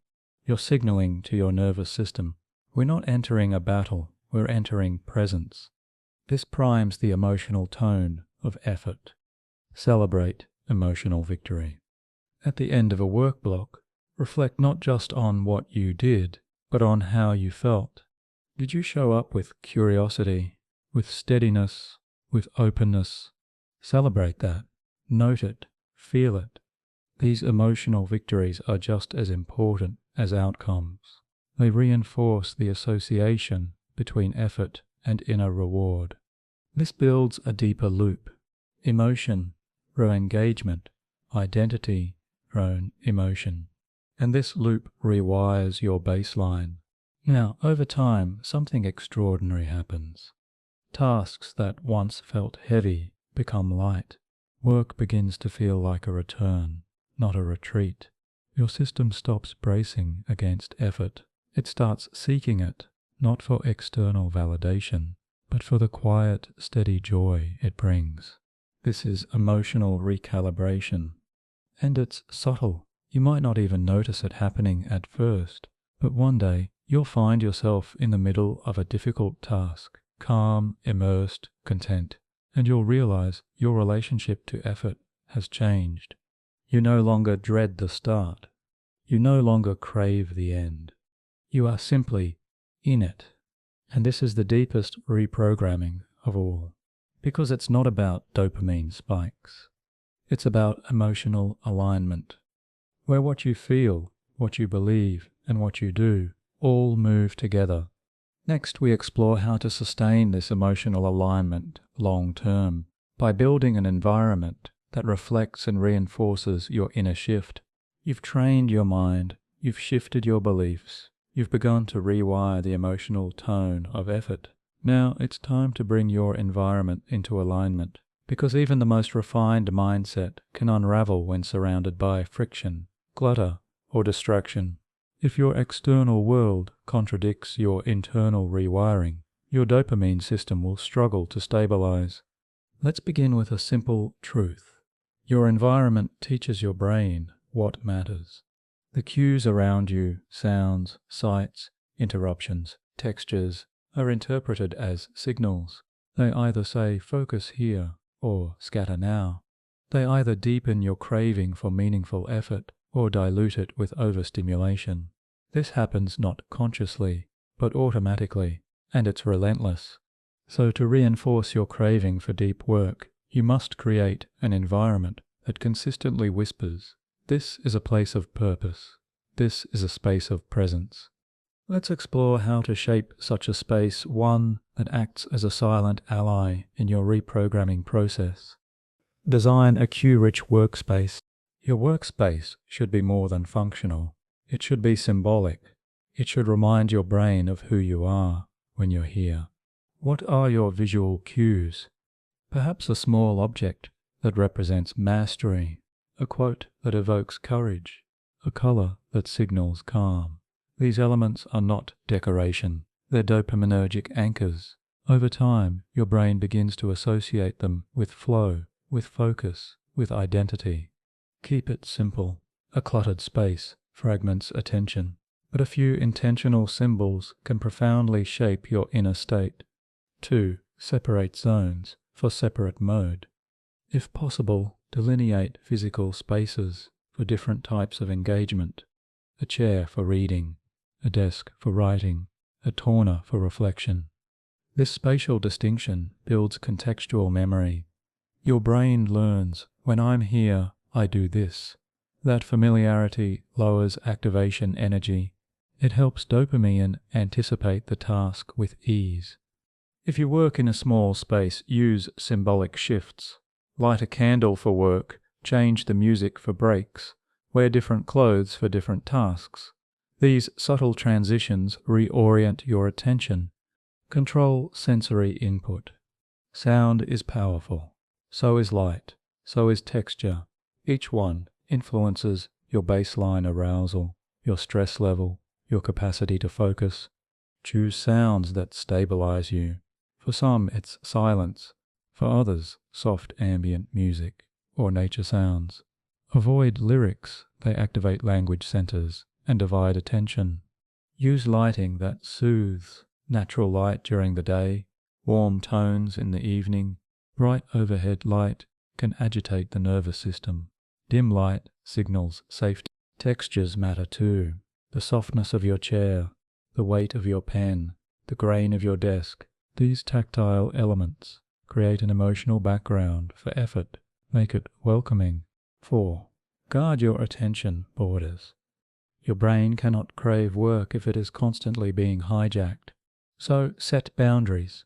Turn off non-essential notifications. Use website blockers during deep work. Let others know your focus windows. These acts are not restrictive. They are liberating. They create a sanctuary for sustained thought. And each time you uphold these boundaries, you send a signal to your system. This matters. Dopamine begins to reinforce the boundary as part of your focus identity. 5. Make your breaks boring. Yes, again, when your breaks are more stimulating than your work, your dopamine system recalibrates in the wrong direction. It begins to seek reward away from effort.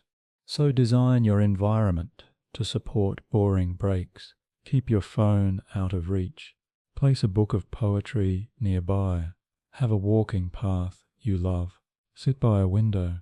Your goal is to make the return to work feel easier than the alternative. And that only happens when the alternative is soft, slow, low stimulation. 6. Visualize momentum. Track your progress in visible ways. A whiteboard with completed sprints. A calendar with streaks. A jar you fill with marbles for each deep session. These are not childish games. They're neurochemical strategies. They help your brain see success, and what is seen is rewarded. This builds momentum, and momentum is dopamine's favorite flavor. Reduce hidden friction is the silent killer of motivation. A messy desktop, a dead pen, a slow computer. These micro hurdles drain willpower and interrupt flow. So audit your workspace weekly.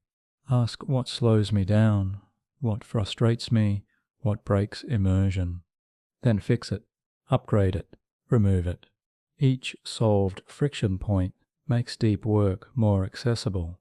Each improvement reduces cognitive load, and your system learns this place makes effort easy.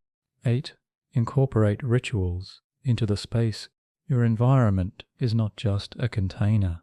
It can become an actor in your ritual. Use scent, a specific essential oil when you begin. Use sound, a chime that marks transition. Use motion, a stretch before sitting down. These repeated cues strengthen the association between environment and engagement.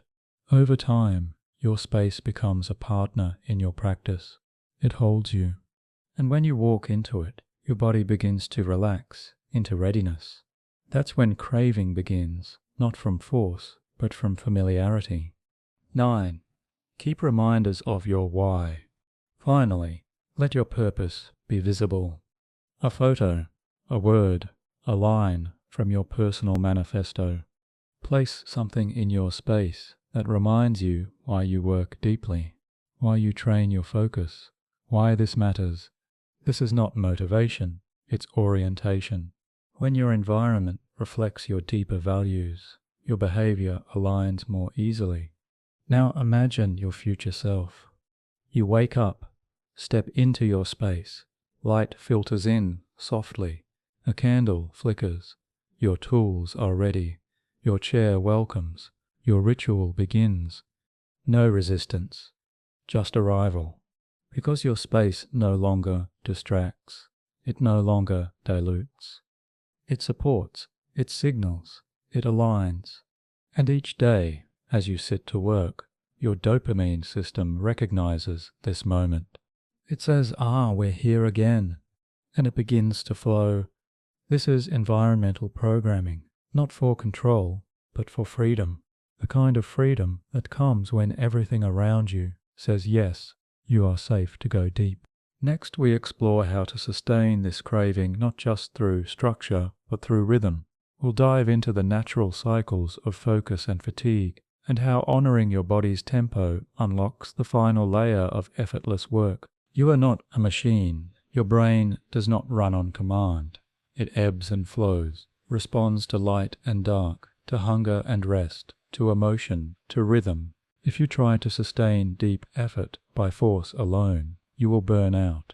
But if you learn to honor your natural cycles, your ultradian rhythms, your energy tides, your unique neurochemical waves, you create the conditions for sustainable, craving-filled focus. Dopamine thrives in rhythm, not in constant pressure, not in perpetual activation, but in pulses, intense focus, followed by deliberate recovery. This is how your system replenishes itself. This is how your craving for work becomes renewable. Let's understand how to build this rhythm. 1. Recognize your ultradian rhythm. Your body operates on more than just the 24-hour circadian cycle. Every 90 to 120 minutes, you cycle through a smaller pattern of energy and focus known as the ultradian rhythm. At the peak of this wave, your alertness, attention, and capacity to focus are at their highest. This is your window for deep work. At the trough, your body asks for rest.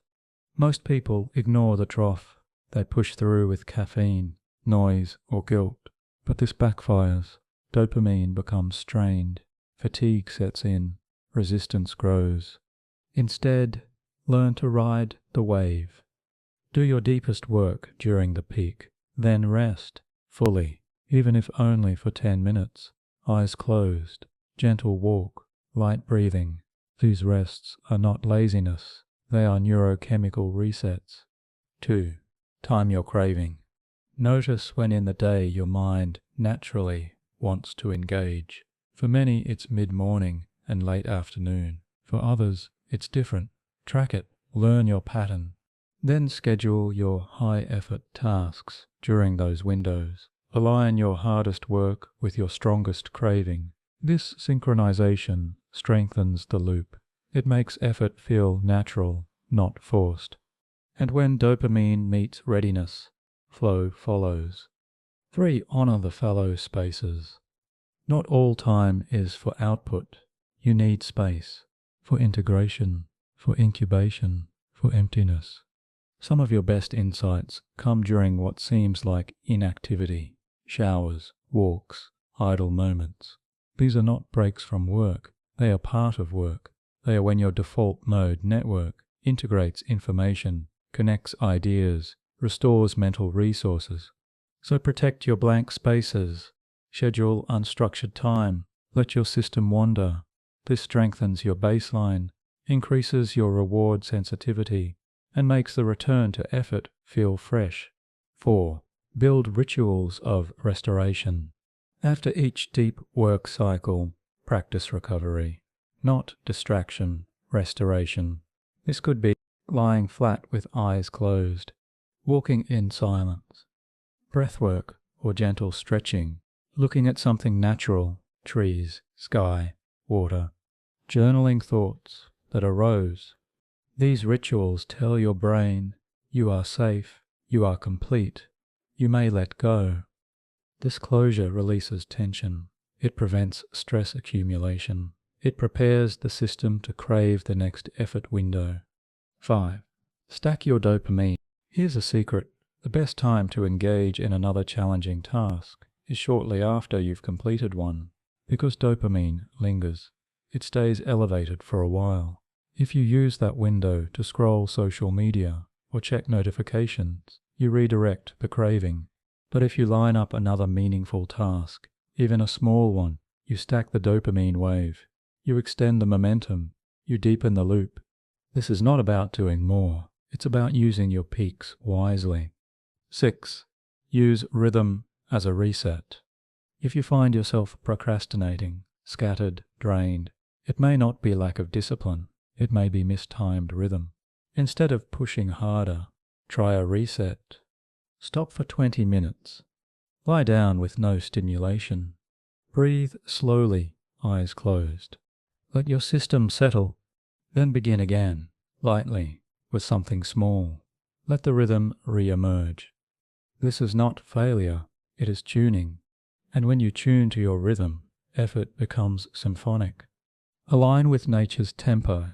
Dopamine also follows broader cycles. Sunlight, movement, connection. Early morning light boosts dopamine production. Natural movement regulates it. Meaningful interaction sustains it. So step outside in the morning, walk without aim, speak to someone you trust. These acts feed your system. They are not extras, they are rhythm. 8. Let the evenings taper. As the day ends, your brain shifts gears. It moves from activation to reflection, from effort to integration. If you try to force high cognition tasks late at night, you fight your rhythm, you blur the boundary. Instead, let your evenings taper. Use this time for low-effort reflection. Read slowly, write gently, sit in silence, prepare for rest. This closing arc reinforces the full cycle: work, rest, reflect, sleep, and the next day you begin fresh, with dopamine renewed. 9. Trust the cycle. Perhaps most importantly, trust that your system knows what it's doing. When you feel off, tired, distracted, it's not always sabotage. It may be the system speaking. Instead of overriding, inquire. What rhythm am I in? What phase am I resisting? What do I need to honor? The more you listen, the clearer the rhythm becomes. And rhythm creates craving, not from effort alone, but from harmony. So let your day become a dance. Focus, then release. Engage, then exhale. Work, then rest. And let each cycle deepen your craving for the next, because this is not about endless productivity. It's about sustainable presence. It's about teaching your dopamine system to crave work, not because it's constant, but because it's rhythmic. In the next section, we'll bring everything together. We'll explore how, when these practices compound, they create a new identity, one where hard work is not a struggle, but a second nature, where your brain, your body, and your emotions crave depth, and where effort becomes your sanctuary. What happens when everything begins to align? When your beliefs, your rituals, your emotions, your space, and your rhythms converge toward a single goal, to crave meaningful effort. Something shifts. It's no longer about tips or hacks or discipline. It becomes identity. Your brain no longer fights the work. It desires it. Your body doesn't brace for effort. It welcomes it. Your heart doesn't dread the path. It feels called to it. You become the kind of person for whom hard work is not an exception. It's the default, not through willpower, but through wiring, through a deep and quiet transformation that is unfolded layer by layer, section by section. You wake up in the morning, and there's a stillness, not a frantic list, not a flood of distractions, just a soft sense of readiness. Your system knows what it wants, not stimulation, not novelty, but flow. Let's explore what this identity feels like, how it lives, how it moves through the world. Because this is the ultimate goal, selfhood that reflects the craving for presence. You open your tools. Your mind doesn't resist, it leans in. And not because the task is easy. It may be complex. It may challenge you. But your dopamine system has learned that this kind of challenge is worth it. You step into your space, light filters in, you move through your rituals, not as obligations, but as invitations. Each cue reminds your brain, we're here again. The place of focus, the zone of becoming. This kind of challenge is nourishing. It is the byproduct of your reprogramming. This is not accidental. You begin, and minutes melt. Time softens. Your attention deepens. The task unfolds. You feel absorbed, not in the outcome, but in the unfolding. Because your system is no longer conditioned by quick hits. It no longer craves chaos. It craves coherence. It craves effort. It craves depth. Let's explore the characteristics of this new identity. 1. Craving equals clarity. This is clarity, born from craving. You no longer chase every spark. Your attention has become selective, focused. You crave depth, not because you were told to, but because it feels better. It nourishes. This makes decision-making easier. You know what aligns. You know what distracts. You're not tempted by shallow rewards. They no longer taste right. When a task feels hard, you don't flinch. You get curious. What's here for me to discover? What part of me is growing through this? 2. Resistance becomes curiosity. This shifts your relationship with difficulty. It no longer feels like a threat. It becomes a teacher. You stop rushing. You stop counting minutes. Because when you're immersed, time stretches. It becomes a landscape, a medium to explore. Time becomes texture, and dopamine follows curiosity. This changes how you work, how you rest, how you connect. You measure your days not in output, but in presence. 4. Self-talk becomes supported. The voice in your head shifts. It's no longer punitive. It's not shouting, do more. It's whispering, go deeper. This voice becomes your ally, and identity solidifies. You affirm your effort, not your productivity. You celebrate intention, not just outcomes. You begin to see your work not just as tasks, but as selfhood. Each keystroke, each decision, each conversation becomes a brushstroke in the painting of who you are. Effort becomes expression. This makes even small efforts feel sacred. 6. Delay becomes delight. They're you, made visible, because they're not just chores. You no longer need instant results. You've learned to enjoy the process, the unfolding, the challenge, the waiting. This enhances your reward sensitivity. You get joy from small steps, from invisible progress, from subtle wins. This is the final transformation. Patience becomes pleasure. Why? Flow becomes familiar. Flow is no longer rare. It visits more often. It arrives sooner. It stays longer. Because your system is ready, your rituals are primed, your emotional tone is calm, your environment supports, your rhythm is respected. You have become a vessel for focus. All the parts now point in the same direction. Let's not romanticize it. There are still difficult days. Distractions still exist. The world still tugs at you. But your baseline has shifted. Your system returns to depth more easily. You recover faster. You remember faster. Because craving has become internal. This is what it means to reprogram dopamine. Not to fight your biology, but to align it, to honor its mechanisms, to guide it gently toward meaning. And identity is what remains when habit fades. So when someone asks, how do you stay motivated? You no longer say, I force myself. You say, it's who I am now. Now, as we prepare for the final section, let's pause. In the next section, we'll slow everything down. We'll land softly. We'll reinforce your transformation, not through words, but through stillness, through spaciousness. Feel this version of yourself, the one who craves presence, who finds joy in challenge, who rises not through pressure, but through harmony. Because the final step in reprogramming is to let it settle. Let it become you. Let it sink. And now you've arrived at the final threshold, not of learning more, but of becoming more. What began as curiosity about dopamine has become a quiet revolution. Inside you, around you, through you, one that has unfolded word by word, idea by idea, breath by breath. You've come to understand that your brain is not a fixed entity, but a responsive garden, one that grows what you nurture.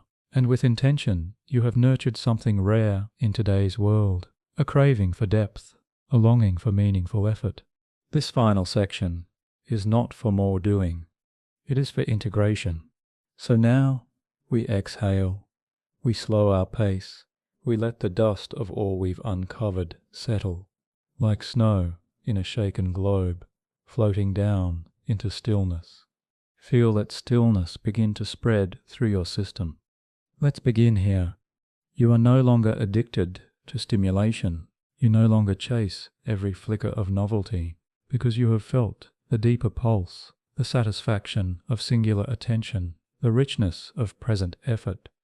You have learned that boredom is not an enemy. It is a doorway, a clearing, a reset. and each time you entered it without resistance, you trained your system to crave less and feel more. You stopped using your brakes to escape and started using them to return. You turned wall staring into art, silence into signal, and in doing so, you changed the quality of your craving. Now, work does not begin with force. It begins with stillness. Your thoughts don't scatter at the first challenge. They coalesce. They form structure, a scaffold for flow, a container for brilliance. And your dopamine system, once pulled in every direction, now moves like a river, directed, steady, powerful. The mundane is no longer dull. It is your sanctuary. You've come to see the beauty in effort, the pleasure in progress, the delight in the doing itself. You no longer need permission to begin. You simply begin, because that is who you are now. The spaces in between the elevator rides, the waiting lines, the quiet afternoons have become sacred again, opportunities to return to yourself, to anchor, to breathe. Even your identity has changed. You are not the same person who clicked on this video, not entirely. You are more centered, more grounded, more attuned. You know now that dopamine is not the enemy, it is the compass, and you have recalibrated it to point toward what truly matters. You've unlearned a myth of constant stimulation and learned the truth of rhythmic focus. You've replaced distraction with devotion, urgency with presence, scattered motion with steady flow. Now your environment reflects this shift. Your rituals reinforce it. Your self-talk echoes it. Your rhythms protect it. And all of these together form a new kind of strength, not brittle, not frantic, but soft, resilient, rooted. You are no longer trying to become focused. You simply are. You are no longer trying to enjoy hard work. You already do. You are no longer seeking the spark of motivation. You are walking in the glow of discipline. This is the culmination, not of striving, but of sinking, where your biology, your behavior, and your beliefs move as one. You have not learned to escape distraction. You have learned to prefer depth. And this preference is now self-sustaining.